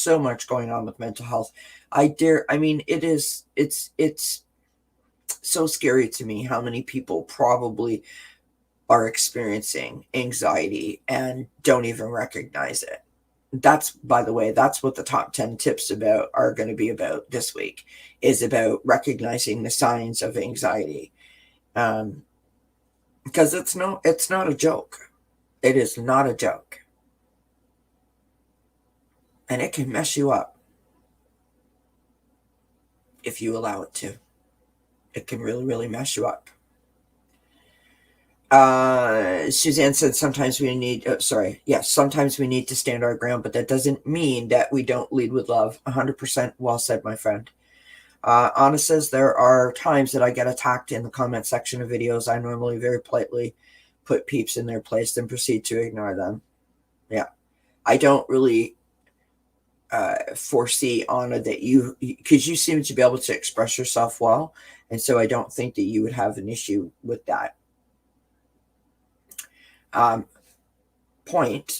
Speaking about starting a channel, and I'm only saying this, right? I feel that because I have a channel now, so when I log into someone else's chat, so let's say Anna's got her own channel, and I go into Anna's chat, it is important to me that I conduct myself in a certain way because it's my channel's name that's on there, right? I'm not Bob or Fred or Sue or Sally.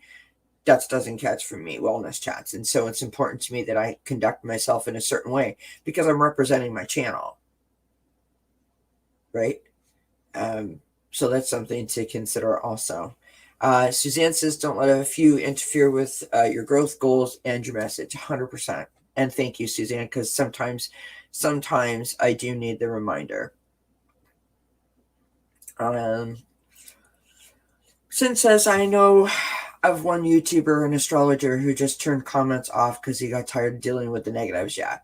I have been lucky so far in that department that I haven't had any negative comments left after a video. I'm sure that they will come. Sorry. Ooh. I'm sure that they will come. Absolutely. Suzanne says, and if we can talk in others, if we can walk in other shoes, it might help us understand where they're coming from. 100%, Suzanne. That was exactly, kind of where I was going with that whole, words matter thing. And it is a good reminder of the power of words. Absolutely. I'm in the Foot and Mouth Club. Actually, I'm a card carrying member. Faye. Listen, love, I think we all are. It's not like I've never. Listen, can I tell you about Foot and Mouth? All right. Here's a Foot and Mouth card carrying member, as you call it, Faye. Many, many, many years ago. So my cousin is, I don't know if it was her baby shower. Listen, there's a whole bunch of people that have babies in that family. So I don't know if it was her shower or someone else's shower. But anyways, her son was there. And I had never met her son before. He was just a wee guy. He might have been 3 years old. And his head was gigantic. And I don't know. I was like 21, so it's not like I wasn't old enough to know better, right? But his head looked like it was supposed to be on an 18-year-old. And I said, "How old is he?" And she said, and I was like, "Wow, his head looks too big for his body almost." Yeah, that went over so well. So well, my friends. So well. So yeah. I've also walked up to someone and said, "Oh my God, you're expecting. Congratulations. When are you due?" And they're like, "I'm not pregnant. I'm just, put on some pounds." And I'm like, "Oh my God, that's great." Yeah, we've all done it. We've all done it.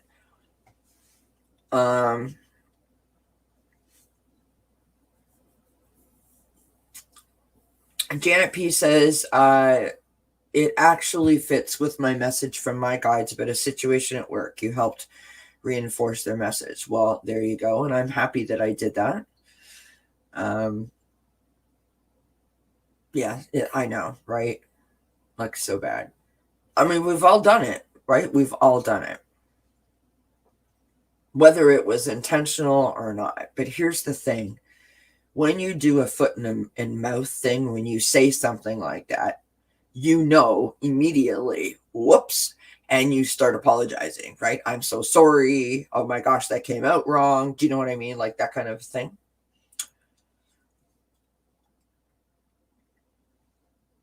Yeah.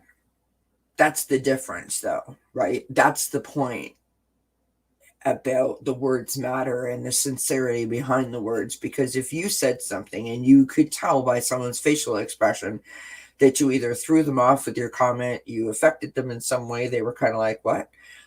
You can tell by their facial expression that they weren't pleased with what you just said. You can hear it in the tone of their voice. Geez, I don't know about you guys, but if I'm texting, I can tell when the husband is not pleased just by the way that he's texting with me.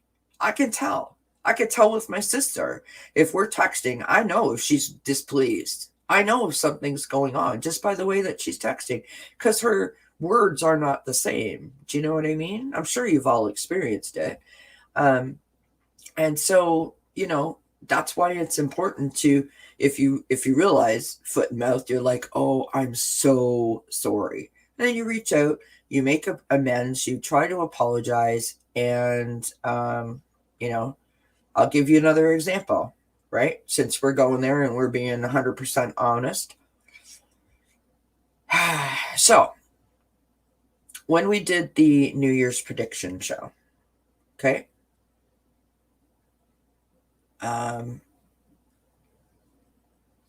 I've clearly, I've never done a New Year's prediction show before, right? This would be my first. I invited a whole bunch of people because it was last minute. I don't know who can come. I said in my initial email that I thought that we could pull 2 or 3 cards each for for each month, and we would move on fairly quickly. I didn't think it was going to be over in an hour, but I thought like an hour and a half, maybe 2 hours tops, right? It took 3.5 hours. I was not particularly pleased. I was thrilled that there were still 7 or 8 people in the chat that hung with us the whole entire time, which was fantastic. But it was not my intention for it to go on so long. And when it was over, I felt some sort of way about that. And I sent an email to all of the participants and I said, "Thank you so much." And that I know that it went on way longer than I ever anticipated it to. And I was sorry about that. But that, there were still people in the chat. So it seemed like they appreciated it. And so, it's all good, right? And I got, a bunch of emails back that said, it was a lot of fun. It was this, it was that, it was another thing. And on that same show that I was talking about, after I left that show, there was a comment made about that as well. So, and the comment was that I put that person to sleep.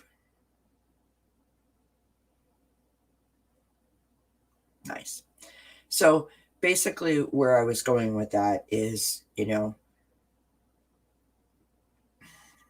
sometimes we set out with the very best of intentions, and we don't mean to upset the apple cart or to,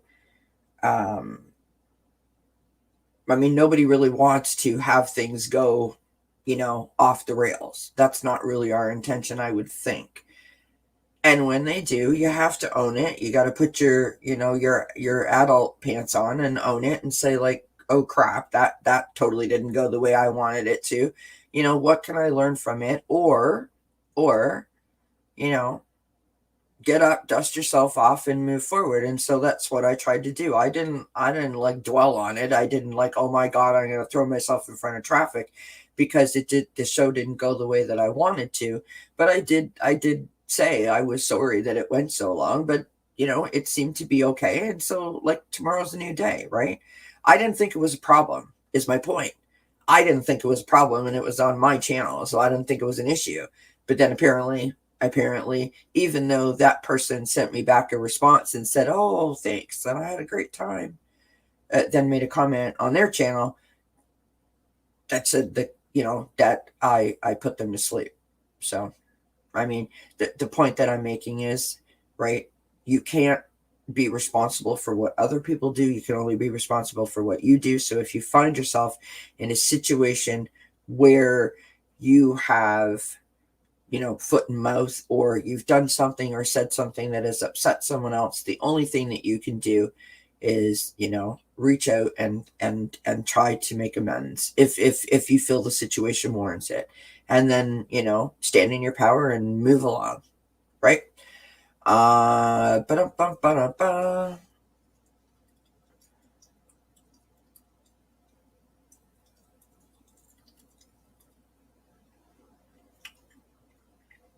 Anna says, if you decide to do that again, you could either just have one or two guests or break it into quarters. Yeah, like I said, I've never done it before, and, so learning curve, right?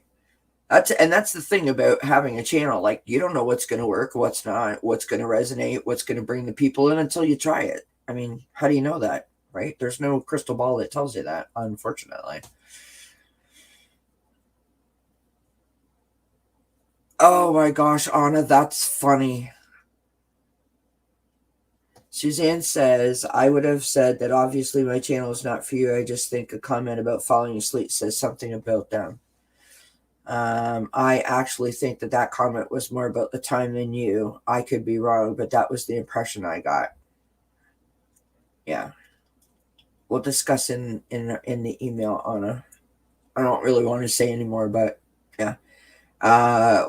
One's life has to suck to pick fly shit out of Pepper. Just saying, right? I love that, by the way. That's so cute. No, and that's the thing, right? You will never please everyone. And I don't mean to go on and on and on about it, but we were talking about foot and mouth syndrome, and we know when we've done that, and you feel awful, because normally you can tell when you've made someone feel some sort of way. You ever have that thing where it just comes out of you, and you're like as it's coming out, you're like, oh my god, stop, and it's like, you've hit send, and you're like, oh my god, did I really do that? It's kind of one of those things, right? So we've all done it.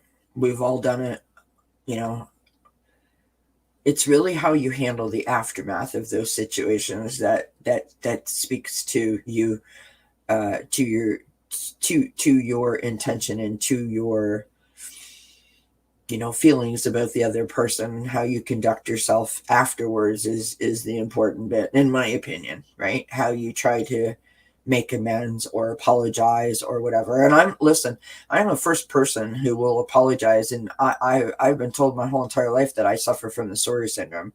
I am always the person that apologizes first. But a couple of weeks ago on here, I think it was a couple of weeks ago, maybe before that, I said the very worst thing that you can ever do to me is intentionally try to embarrass me. That is not going to work out well for you. Not going to work out well for you. You can say all kinds of things to me. You can do all kinds of things to me, but don't intentionally try to embarrass me, and don't come after my family, because you're going to see a whole new side of Kelly that you don't you don't anticipate. Those are my breaking points, and I don't know where that comes from, and I don't know why, but that's the way it is. And I was embarrassed yesterday, and that is why I'm upset. But I'll tell you what, I'm more upset that my anxiety got a hold of me than anything. That is what I'm upset about. So there you go. Thank you, Suzanne. I appreciate it. If I remember it at the appropriate time, I definitely will use it. It should be on a t-shirt. Totally should be, right? All of us gals, we're pretty much raised to be people pleasers. Takes a long time to overcome that fully. 100% sin. Agree with you completely. Yes, I do still keep a journal. Absolutely, Janet. And believe me, it's about 19 pages long. Suzanne says, sometimes when we text or say something, it can come out wrong or even be misinterpreted, but it can be resolved, but it takes two. It takes two, baby. Oh, the wine's kicking in. I love it. Hi, MK Karen. How are you, love? Happy New Year again to you, my friend. You are trying to write out your feelings. Listen,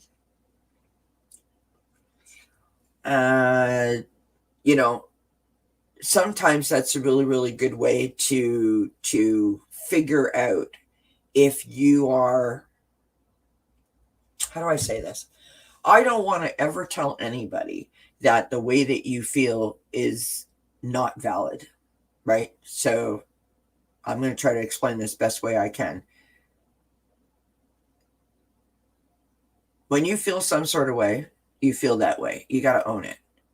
But you also have to try to look at it from the other person's perspective. And I always try to give the person the benefit of the doubt.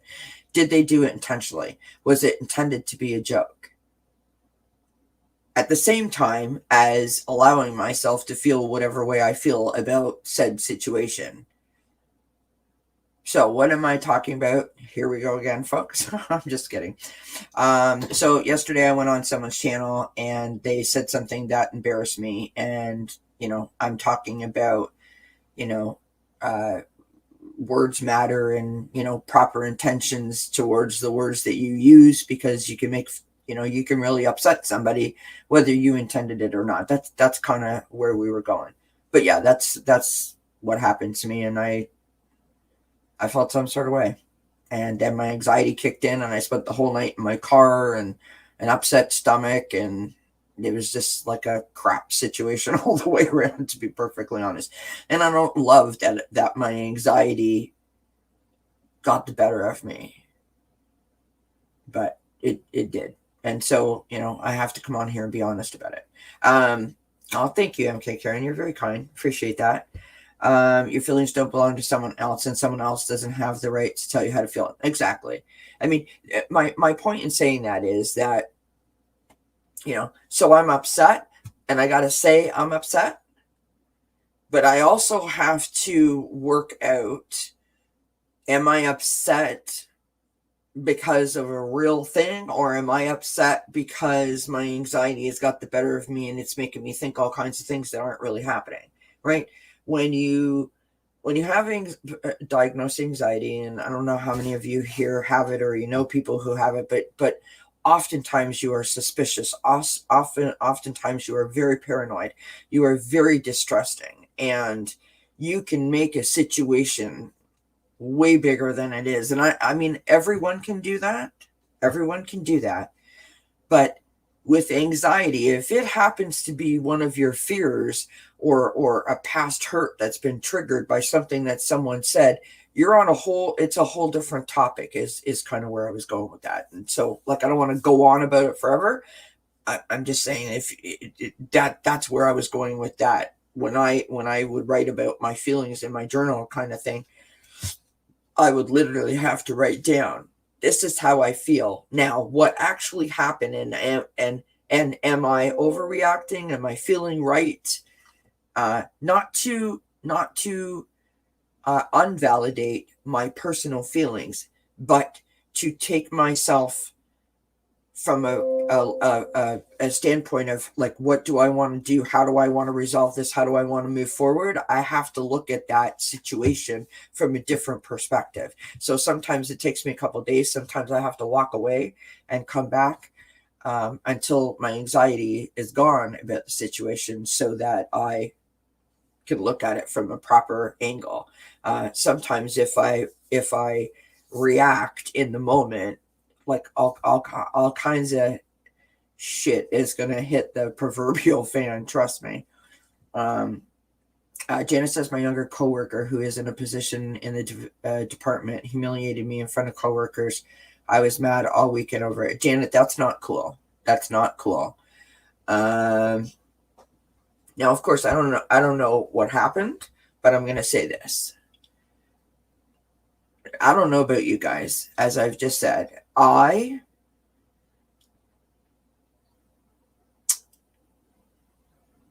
really don't appreciate being embarrassed. I think it is the very worst thing that you can do to someone. To intentionally humiliate or embarrass someone is like the very worst thing that you can do. There is no reason to make an example out of an adult. There is no reason really to make an example out of anyone. Just to be clear. So, but you said something in your comment there, Janet, and I hope that this comes across properly. This is one of those times where this is the perfect example for me to explain what I mean. Would I look at that statement and say, okay, is that person, like, am I pissed off that that person did that because of what they said to me? Or am I pissed off that a younger person said that to me because they don't have the right to talk to me like that? If you understand what I'm saying. I would say that if that person said something to you and it made you feel some sort of way and you've been stewing about it all weekend, you have stewed long enough, number one. So, what are you going to do about it? What's the action plan moving forward? Are you going to go to work and tell your superior or your supervisor or whatever the case may be? Are you going to say something to that person? Are you going to give them the cold shoulder? Are you going to, allow that to fester underneath your skin, that every time that person comes into your sort of environment that you're going to be like, whatever. I mean, I because I've done that, right? Full disclosure, I've done that. So in a situation like that, that's where I would write it down in my journal, and I would try to, okay, this is how I feel about it. Now, what am I going to do about it, right? Because it's a difficult situation. It's your coworker, right? You have to go to work there every day. You need your job. You have bills to pay, etc. Right? So what am I going to do? Am I going to be able to ignore it without causing myself more discomfort and more pain? Right? Like, are you being realistic about that? Are you able to go to your supervisor and say something without it becoming a whole situation? Right? Will you be able to say something to them up like it? I'm not sure what happened on Friday, but I just want you to know that, like, it upset me, and I hope that we can get past it. Do you know what I mean? I would have to write that down in my journal to be able to decipher whether it's my anxiety talking or whether this is actually Kelly. And when I write it down in my journal and I do that, it helps me to figure out which way I should move forward. And that was really my point. So I don't know if writing in your journal will help you to be able to figure out the best way to move forward, right? What does Anna say? Sorry, I'm backing up here. To take it out of personal perspective. Yeah, to take it out of my feelings, right? So now I'm coming from an intellectual point of view about the situation as opposed to how I feel about the situation. That's what I meant. Maybe this person has a burr under their saddle. I love that.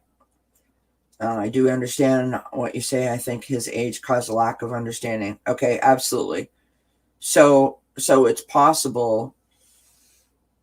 That's the way I was raised. Yeah, no, I understand that.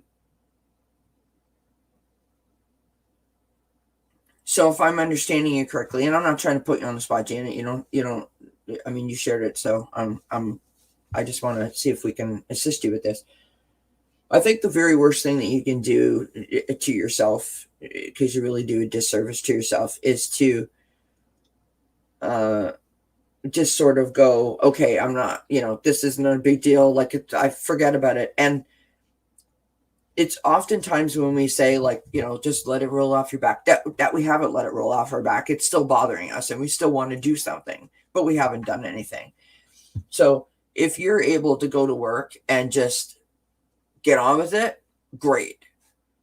But if you've been festering about it all weekend, then you need to do something about it. Now, that doesn't even mean you have to address him or her or whatever the case may be. Maybe it's something that you do within yourself, right?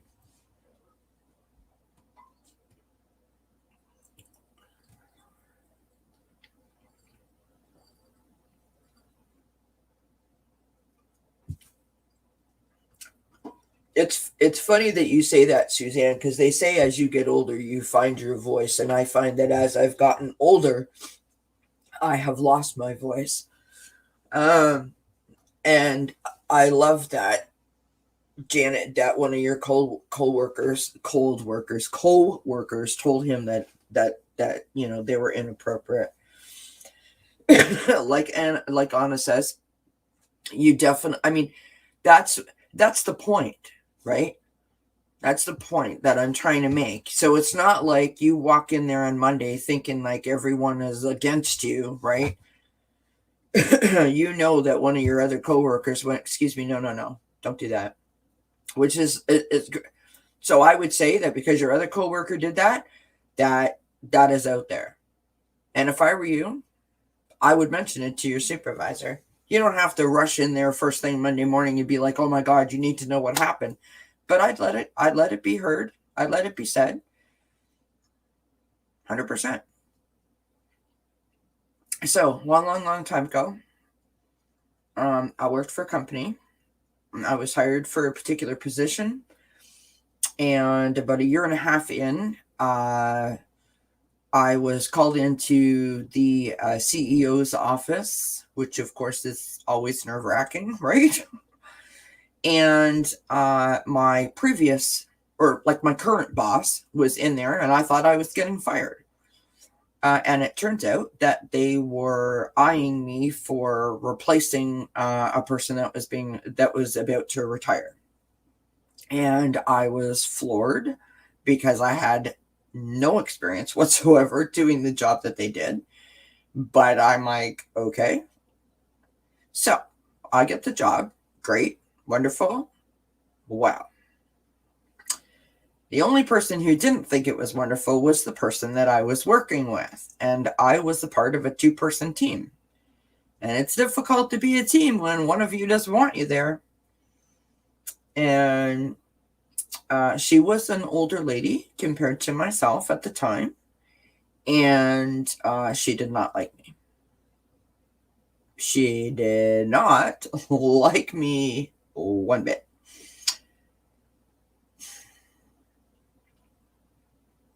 I tried everything I could for about 2 years to try to get along with this person. But I really wasn't. On the surface, I was trying, but I really wasn't. It was so bad, and I had taken so much that every time I heard her voice, the hairs on the back of my neck would stand up. That I would brace myself for impact every time she came near me. And one day, this is about at like 2.5 year mark, she was just in some foul disposition. And just started yelling at me. I mean, I hadn't even, it was like 8:30 in the morning. I was coming to my desk with my tea in my hand.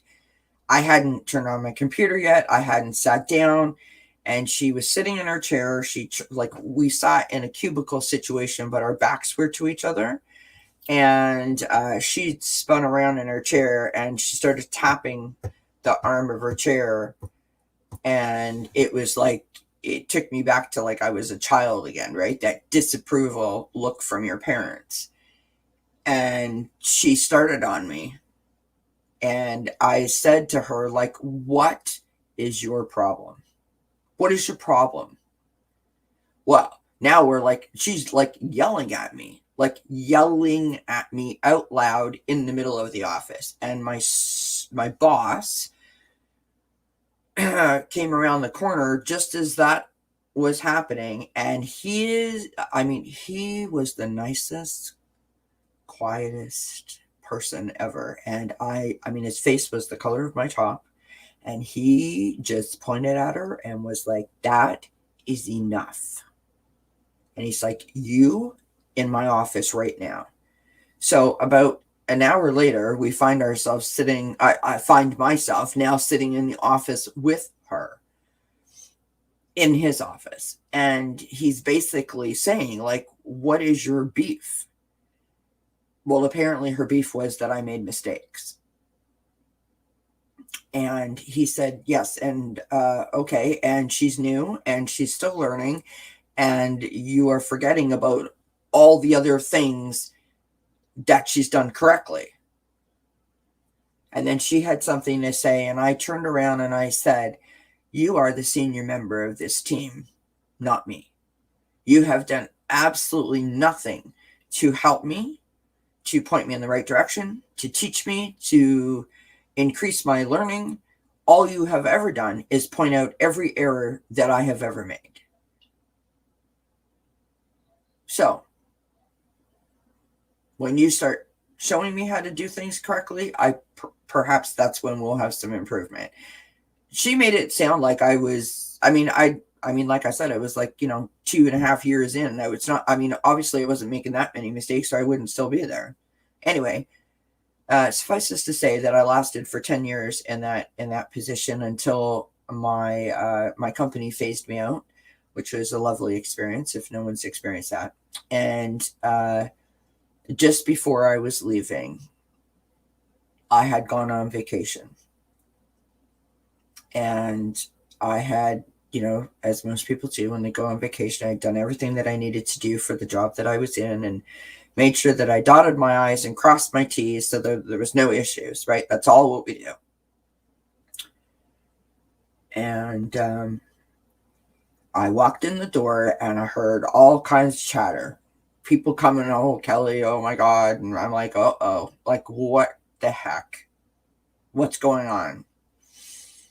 And so it turns out that one of the accounts that I was responsible for, she decided that while I was away, that she would dig into all my stuff and she would pick it apart, because she was looking for errors. She was trying to find something to get me in trouble. I don't know, but she picked up the phone and called one of my accounts and totally went up one side of them and down the other. And there's no real other way to explain that. To the point where that person told their supervisor, who told their supervisor, who phoned my company and told my company that they were ready to drop their account because of the way that she just talked to them. And that's what I walked into on like the Monday morning after my vacation was over. And again, she spun around in her chair and she was tapping her little thing there. And I lost my ever-loving mind. It took me 10 years, but I lost my ever-loving mind. She would never call me by my name, right? She would just tap. And I came around and I sat in my chair and I just totally ignored her. Even though she was facing me, I totally ignored her and sat down anyways, turned my computer on, put my stuff away, did my thing, or got my stuff out, whatever. And she just started talking. She doesn't call me by name. She just stares at the back of my neck until I turn around. And she started on me, right? And I stood up and I looked her square in the eye and I said, wow, It must be really difficult. And she just looked at me like, what? I said, it must be really difficult being you.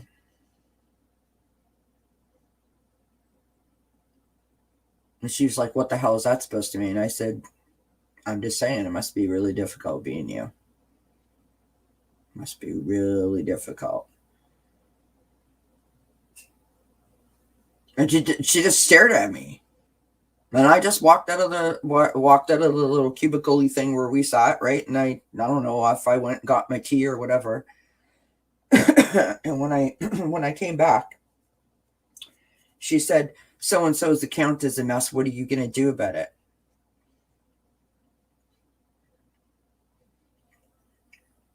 I said, who says it's a mess? You? And she said, well, blah, blah, blah. And she started like, saying this and pointing that and all that kind of stuff. And I was like, you know what? I don't care.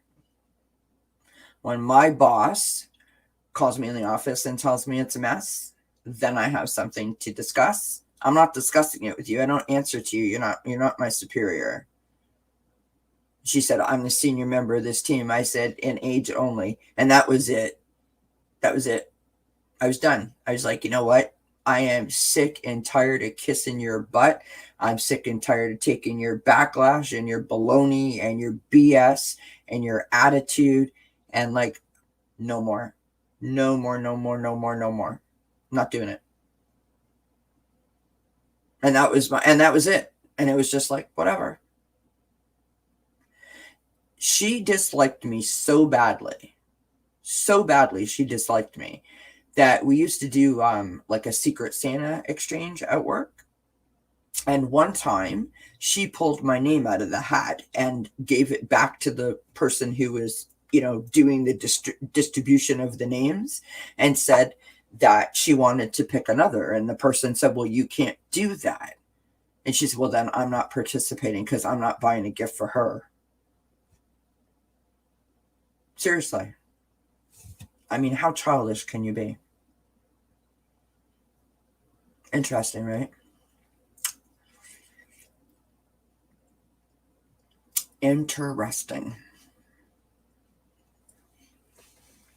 I feel like you're all either like asleep or you're typing something really big. I'm not seeing the chat moving. Yeah, I don't know what her deal was, but she just, do you know what she would do? This was the thing that drove me nuts. So I sat at a desk that, like, right here had a like a desk part, and that had like a bookcase, but the cupboards lifted up, the doors lifted up, and she would come over to the cupboard closest to where I was sitting and lift it up and slam it down. And every time she did it, I'd be like, Jesus, like, don't do that. You know what I mean? Because like, you're concentrating, right? You're like doing your thing, and all of a sudden it's like bang, and it's like, oh. Oh, and she would bring her lunch to her desk, which was a rule in our office you weren't allowed to do. She would bring her lunch to the desk and sit at the desk and, like, McDonald's fries or whatever. So the whole office can smell it, and like my stomach's growling. She just thought she was above everybody is the point, right? And yes, you're right, Cartomancy. What a piece of work she was. She thought she was above everybody. And, I don't know what her issue was with me, right? I was told along the way at some point that when I was offered the position, she wanted her daughter to have that position. That's got nothing to do with me. That wasn't my fault. So I don't know. But one of the things that I think really was upsetting her is that, like, I used to have customers bringing me like chocolates, and they would send me flowers, and she was pissed. Well, that's because you're an ass, the way you speak to people. You know, I'd be like, oh my God, how's the vacation? Didn't your kids have a hockey game? How'd they do? That's why. Because I actually gave a crap about the people that I was talking to. She did not. And I think she was threatened by me and a little bit insecure. And it was like, you know, like whatever. Yeah, she was, and you know what? Sadly, I have just recently found out in the last couple of months that she's just passed. Um, and you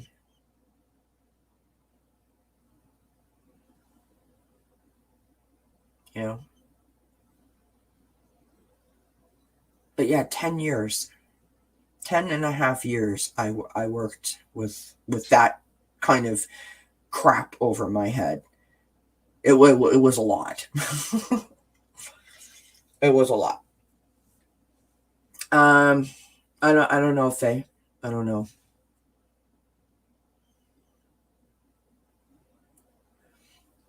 Yeah, maybe Anna. I don't know. I think that like I don't yeah, not like honestly, I don't know what her deal was. She was just not happy. She just wasn't happy. She wasn't a happy person, and um she like she didn't like anybody. What I mean, the way that she treated me was obviously, you know, that was part of my everyday life, so obviously it bothered me. But she wasn't like throwing herself at anyone, if you know what I mean. Like she kind of like did not fit in anywhere. Um, I don't know. I don't know what her deal was.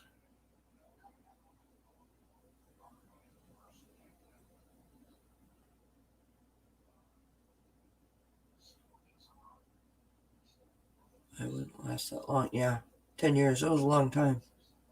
It was a long time, my friend. It was a long time. 10 years. Long time. All right, let's pull some cards and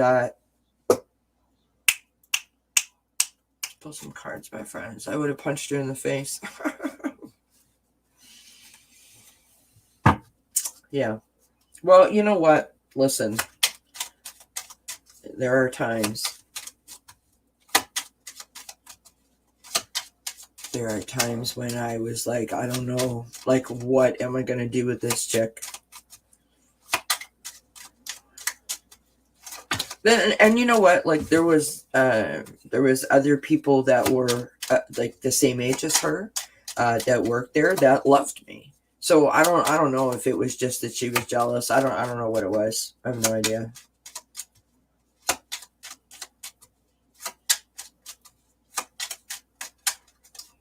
No idea. Nor do I care. Well, that's glad. I'm glad for that, Suzanne. I'm glad that you. You know what? Listen. You know, there's a lot to be said for, you know, standing up for yourself. I think it's the way that you stand up for yourself that's important, right? Not whether you do or you don't, but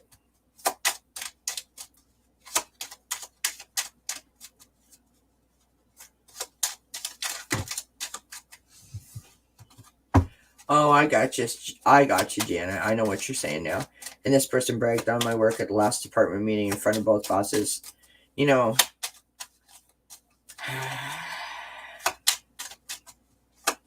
some people can just, I mean, some people can just blow your mind, can't they?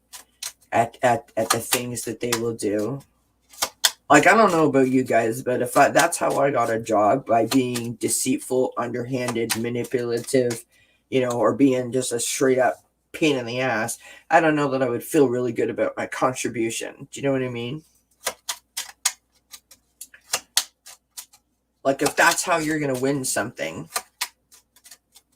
it's like, you know, stealing someone's cat and saying that it's yours and you love it so much. Like, this is wrong. Or stealing someone's boyfriend or whatever. You know what I mean? Like, it's just whatever. It's ridiculous. I have grown leaps and bounds and actually like who I am now. Well, we love you, Suzanne. So we love you. I love you. Wow.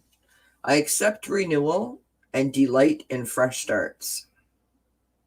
I accept renewal and delight in fresh starts. And that is what we must do, my friends. We have to. What is this year of it's a 6 or something. This 2022 is a 6, and so it's all about balance. And balance is not easy. It's not. I don't care who you are. I don't care what you're doing. It's not easy. But the one thing that we can do is be accountable, right? So when Janet wrote in there before about putting, about writing it in her journal, right? When you feel like you're not, when you feel like you're losing the balance, when you feel like when you're not, when you're out of sync, that, right? Aw, thank you, Faye. You're so kind. I appreciate that. Yeah, it was. I mean that chapter ended at a long time ago. But my point in saying that was talking to Janet about her work situation. It can be like a it can be really really really hard on you. And why did I stay? I don't know why the hell I stayed there for 10 years and put up with that crap. I should have told her where to go, like within the first 8 minutes of her starting on me with her BS. But for whatever reason, we take things, right? And we let it fester, and we let it upset us, and we let it bother us. And we don't always stand up for ourselves in the right way. And every situation is tricky, and every situation has its, things that you might need to consider as to, how do I really want this to go? And we're not necessarily in control of how it all works out. And that's why I think journaling is a really important thing. And that's what I meant before about looking at it from, not a feelings perspective or my personal perspective. What do I want this outcome to look like? Might help you to decipher what the next steps are, if it's really making you feel some sort of way, right? Yes, 100%, Suzanne. Definitely it helped me. Hi, Sharon Sipe. How are you, love? Happy New Year to you, my friend. Thank you for hanging out with us. We appreciate it. Suzanne says, I grew up in a violent and dysfunctional home. It took me a while to find myself. Aw, Suzanne. I hate hearing stuff like that. I really do.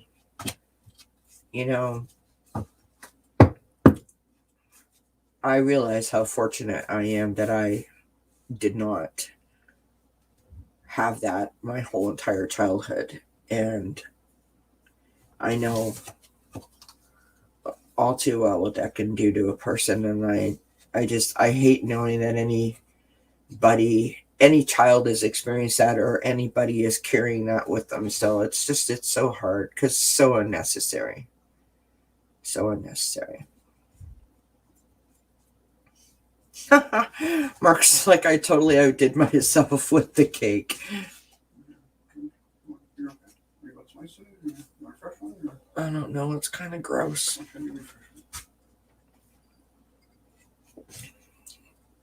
I don't know. You test it out. Sorry, Mark's offering me a new drink. I put ice in it and I let all the ice melt. Now it's all gross. So we've got Azalea.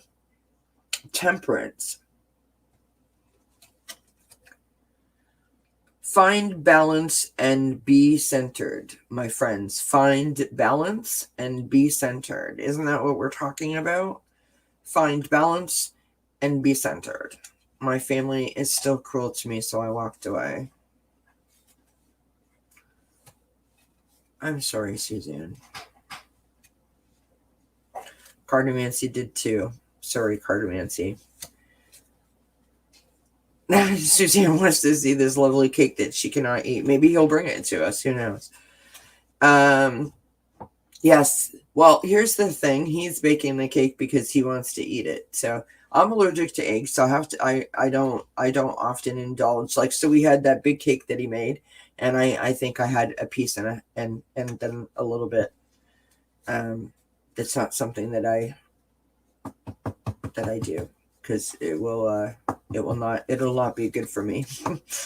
Faye says we all need to continue to find ourselves because we continue to grow. Absolutely.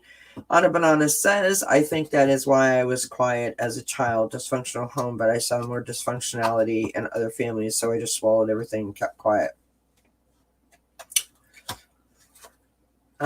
Suzanne says, I always wanted a sister. I have 2 brothers. Well, I think when it comes to dysfunction is that,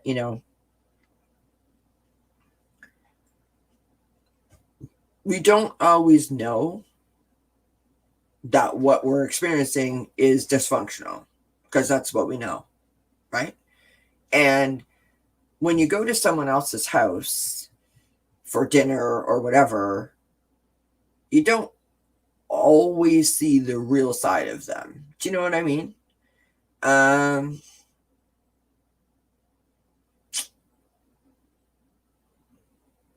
I think when I started to recognize that my family was different from other families was when, I would like sleep over at someone's house, or when I got a boyfriend, right? Because now you're going to their house for dinner, that kind of thing. When you spend a lot of time with another family, that's when you start to realize they're wanting to see the cake. No. Thank you, honey. They want to see the cake. He's bringing the cake, ladies. So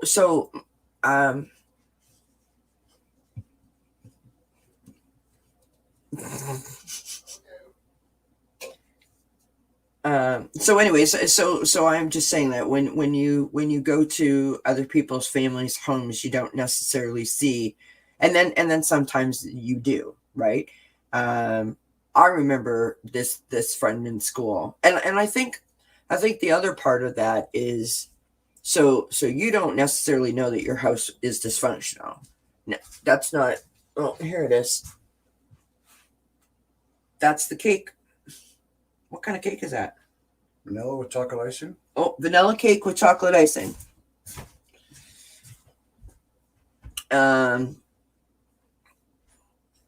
If you go to someone else's home, unless your home is abusive and it's just dysfunctional, sometimes you don't know that, it's all kinds of messed up.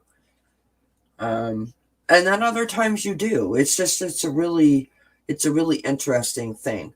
I think what's really sad is that, when you do experience dysfunction, that you feel like, you can't tell anybody about it.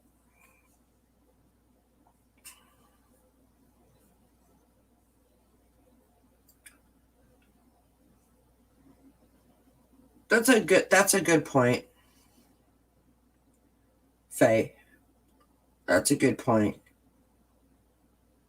And I think that's what I was kind of talking about, right? Like you when you're in your house, you're 5, 6, 7, 8, 9 years old, you don't necessarily know that your house isn't normal, or whatever, because that's all you know, right? You only know what, your environment. The only time that you know that it's wrong is if you're being abused and you're scared, right? That's or you're hurt physically. Then that's when, you would know that this isn't normal. This isn't right.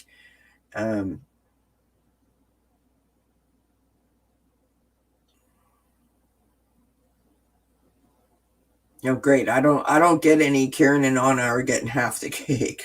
Nice.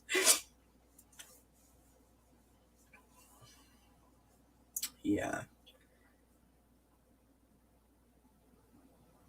My sister and I went to a psychic on the first. Oh, sorry. Was it the first or the second anniversary of my mom's passing? And we thought it would be a cool thing to do. And I sat in the car. My sister went in first, and then I went in. It was at the lady's house, right? And the lady said to me, "It's really interesting. Your energies are so different." and then said to me that was I sure that we grew up in the same household, because our energies, what she meant, I thought she meant us, but she meant like our energies about our home life were so different that it was like we lived in two separate households, which is a very interesting and telling thing about someone's childhood, is it not? How could you have two siblings growing up in the exact same household and one is the complete opposite from the other in terms of, I could say my childhood was great and she says it was abusive, for example. Isn't that interesting?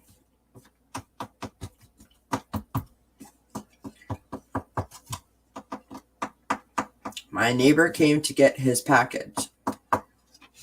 You took in someone's package. That was kind of you. Oh, it's -13 here now. Oh my gosh. Flipping cold. Sorry, you guys. Oh, I just gotta chill. I'm hungry. All this talk of cake is making Kelly hungry. Oh, Suzanne, you weren't here for it. Mark! Sorry for yelling in your ear. Mark! Hello? You did miss seeing the cake. Sorry, Suzanne. I'm trying to call him to see if he'll come back. He's probably standing in the kitchen mowing down on it as we speak.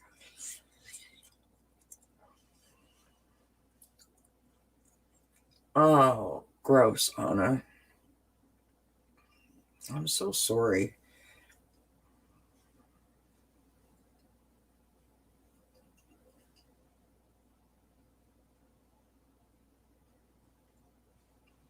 That's good, Suzanne, that you have awesome neighbors. That's not right that you had to... Oh my God, cartomancy. Good Lord.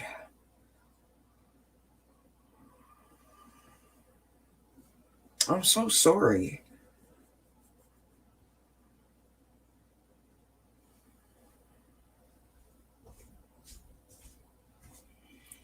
I didn't know I was all upstairs. This is for you, Suzanne. Suzanne, he brought the cake back for you. From upstairs. And then she said, I saw the cake. I was just being needy. And then I... Uh-oh. Uh-oh. Okay for you. Oh, cartomancy, that's just awful.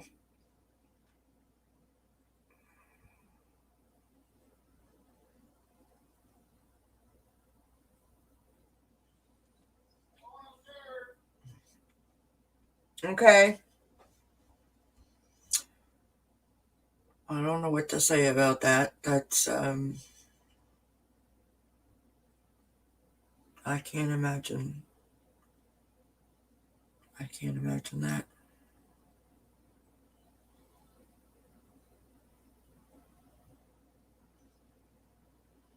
No, Suzanne, he's only teasing around. He's only teasing.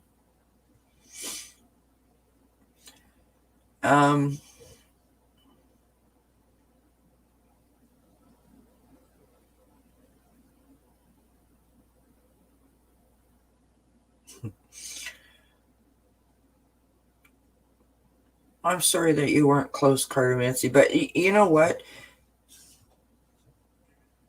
I mean, the impact that an event like that could have on you, and especially with you being twins, I'm sure that it was difficult and painful, for you to process, if you've processed it.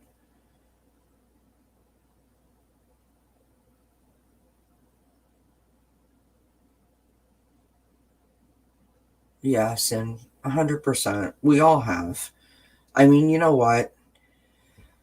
I say this all the time. We weren't taught how to deal with these kinds of things, right? Sorry. Excuse me for yawning. We weren't taught how to deal with these things, and it's difficult. And no two people handle these types of situations the same, and no two people process their feelings the same way, and that makes it even more difficult.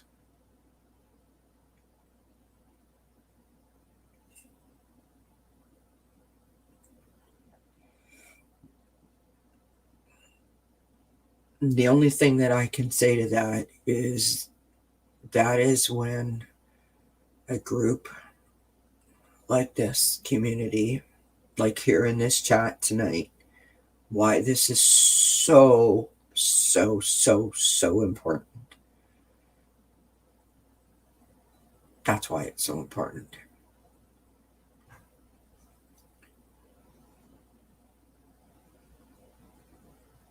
So that you know, I mean, I don't know what you went through, but I'm going to listen to you. I'm going to try to help you, whether it means just by listening or offering you a hug or whatever the case may be.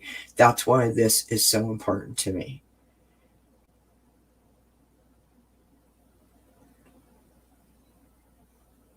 That's why this is so important to me. That's why you all are so important to me, because you come here and you say these things and you share these sides of yourself, and you know, all of us here will try to help in any way that we can. You never cease to amaze me at your capacity to receive what you're seeing in the chat and sort of, you know, process it and push back out love and joy. I say it all the time. You guys are amazing. Absolutely, you're amazing.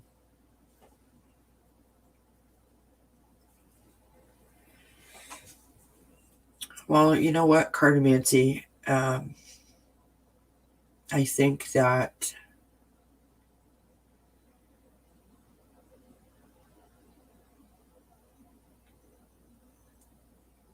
in terms of what you think, I don't know how you process that, but in terms of how you feel, I would say a blessing that you have is that you know that you tried to assist.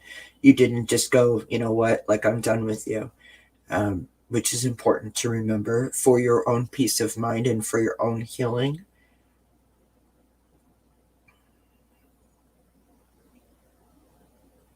You don't have to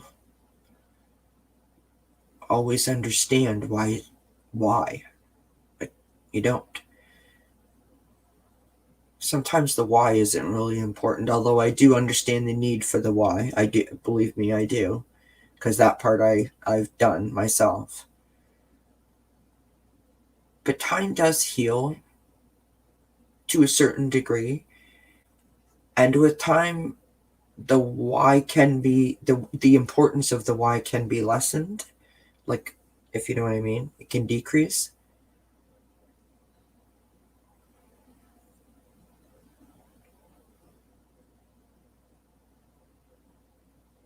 I don't know if you've ever done this, Cartomancy, but you might consider, if you had any, you know, unresolved thoughts, feelings, or maybe you just wanted to do it,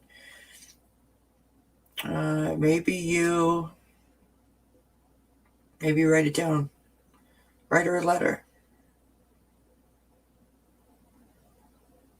Let her know how you're feeling and what you're thinking.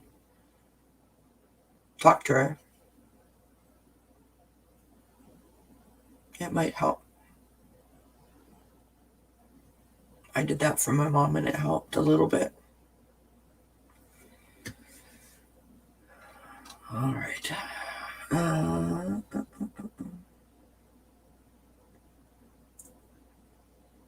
Yeah, I am Sin. Thank you. Yes, thank you, Sharon. Happy birthday to everyone, and hit the thumbs up. Appreciate it. And you definitely are an extreme survivor for sure.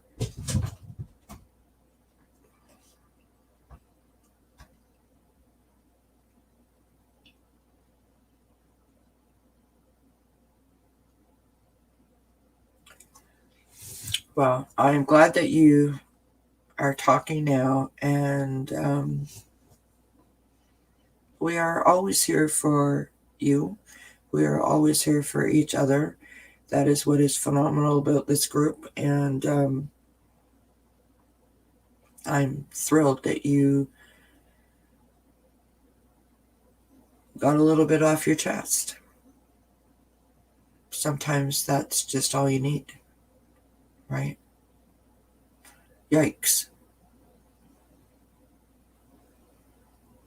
Wow, Cardamancy, holy cow.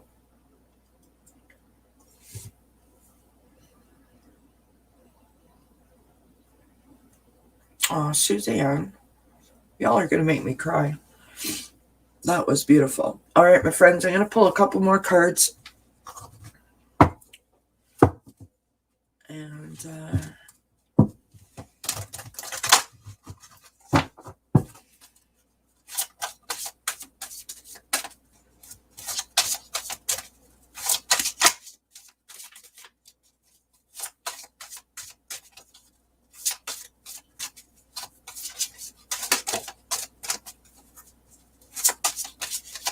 so, don't forget to set our intentions tonight because it's a new moon. Don't forget to tune in on the 5th at 6 p.m. where we're going to do some healing readings. Please and thank you. We've got Moon in Aquarius. I love this card. Your inner wild child awakens. I love the image. Standing there with your arms spread wide, looking up at the sun through the clouds, taking a deep breath in, just breathing in the joy, breathing in the stillness, the peace, the hope. I love that. The clarity. Gorgeous. Gorgeous, gorgeous, gorgeous, gorgeous.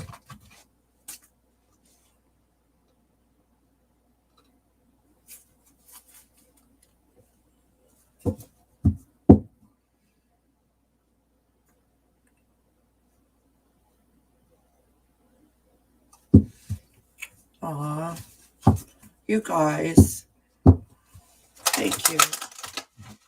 It means so much to me that you feel that way. And every time I see you guys do what you're doing right now, in the same way that you've done it before for other people, I truly want to just reach out and hug each and every one of you, because you have no idea how much you're helping. And it's such a beautiful thing to wrap your arms around another human being and saying, it's okay, I got you. It's beautiful.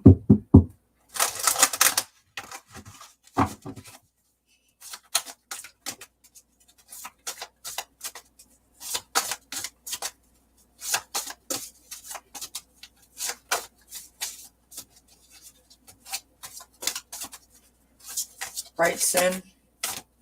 All right, my friend, let's pull a couple more cards. Whoops. Hi, Quince. What you doing?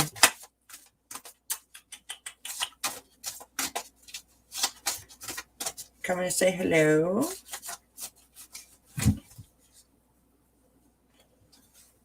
Ooh. We have plum. Plum. Overcome your challenges. Overcome your challenges.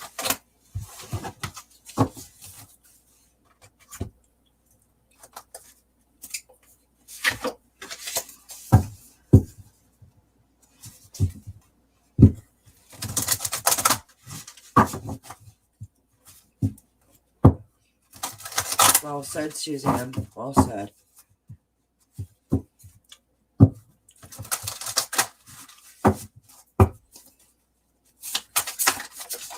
Whoops. We got some flyers, people. All right. So we have the Spirit Guardian of Summer expansion. I love this image. Just gorgeous. Right? all the fruit on the trees, the bright sky, the birds chirping, the grass is growing.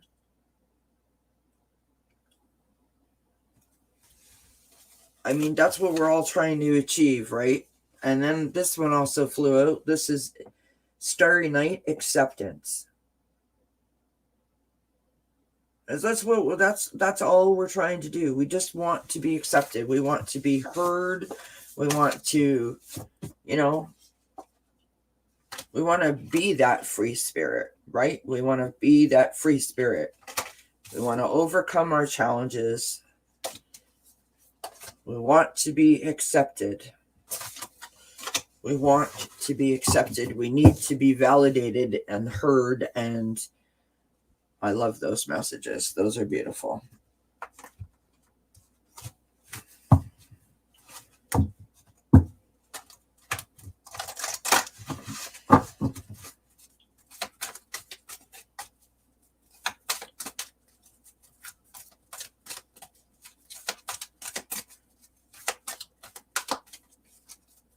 Yes, Faye, we absolutely do.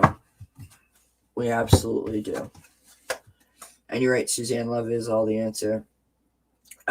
Failure. I understand that a mistake is only an opportunity to learn.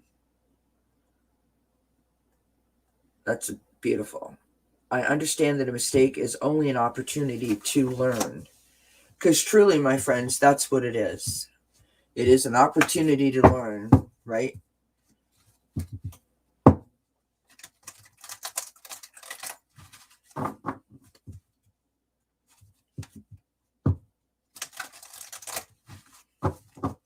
Yes, and they do, don't they, my friend? All right, I'm going to pull 2 more cards. Yes, Suzanne, we do. We know our truth, and that's the whole thing, right? I mean, no one else knows how you feel but you. What you do with those feelings determines whether you're going to be, taking a difficult road or a more challenging road like myself, or whether you're going to, do what you need to do and be able to move forward a little more freely, a little more peacefully. We have nature spirits. Look at the gorgeous image on that card. Nature spirits. Love that. Let's see what the message is for this card. I won't read the whole thing. I'll just give you a little bit. Joy, delight, peaks of carefree abandon, living wildly, magically, and free. Be open to the wonders of the universe flooding into your life. Innocence and delight are abounding. Happiness is on the way. My friends, that is beautiful. All right, do we want postcard from Spirit or do we want Guardian Angel? Which one do we want? Or do we want both? Let's have both. Let's do a Guardian Angel first, and then we'll do a postcard from Spirit. I love these cards.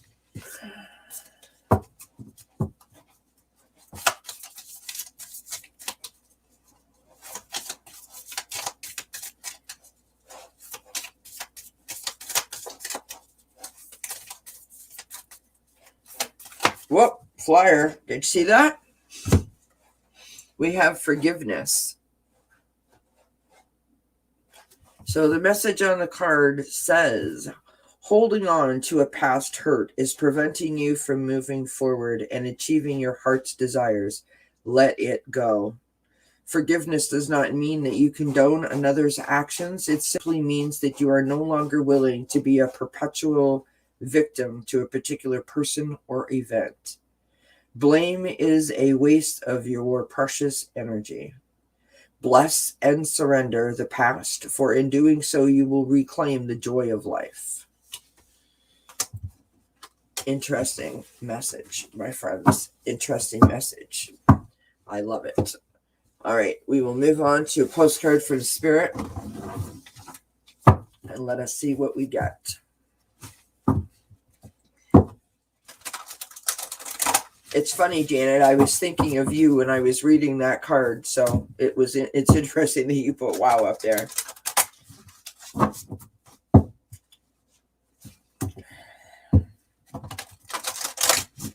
Although, let's be honest, we all have things that we need to forgive, right? Big, small, or otherwise, we all have things that we need to forgive.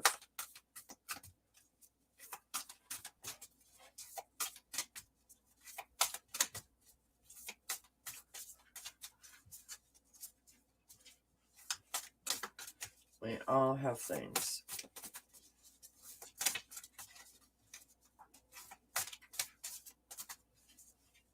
Oh, your guide said that, Janet? That's very cool.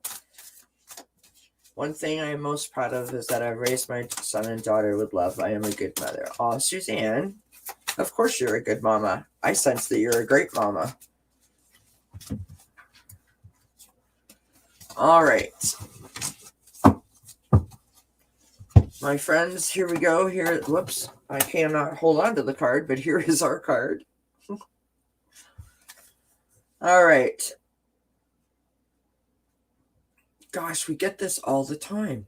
Dearest you, the common sayings, be in the world but not of it, and wear the world loosely, refer to the need to be engaged with life while not being attached to specific outcomes. Do not take this world too personally, for you are one of many co-creators here to play, and we have many ideas about how all this should play out. Just know the outcomes don't matter as much as the presence you bring to each experience and how you let yourself flow through life. There's a real freedom in knowing and accepting this. So will you wear the world loosely, or will it straitjacket you? It is your choice. Whatever happens, have the courage to keep trying to live as you are meant to. And when it comes to manifesting, don't worry about the how or even the why. We have that covered. Everything is going to turn out exactly as it should. Spirit has a plan. Loving you always and forever. That's beautiful. Hey! Oh my goodness. Sorry about that, you guys. I hope that you guys enjoyed tonight. Thank you so much, everybody, for being here and for sharing and for caring for each other and for loving each other and lifting each other up and supporting me. And you guys are just awesome. I love each and every one of you so very much. Anna, I will send you an email as soon as I'm finished this. And Cartomancy, I look forward to hanging out with you tomorrow. Cartomancy and I are gonna hang out tomorrow, and so I'm looking forward to that. And I hope that all of you have a wonderful night's rest. I hope that you have sweet dreams, and I will see you all back here on Wednesday, 6 p.m. Eastern for some healing readings, I hope. And until then, Cartomancy, please take care of yourself in that weather that you are experiencing. Janet, I hope that when you return to work that you are, that you have a great day, and that, there's no remnants from what happened last week. Suzanne, Sin, Cartomancy, Anna Banana, Faye, Sharon Sipe, anybody else that I left, Janet P. I don't want to leave anybody out. Thank you. From the bottom of my heart, thank you. Thank you very much for being who you are and for doing what you do, because you make a difference. And together, we are awesome. So thank you. So, yes, please stay warm, Cartomancy, for sure. Until we see each other again, blessings as always, my friend. And don't forget the full moon and setting your intentions if you plan on doing that tonight. Bye, friends. See you soon.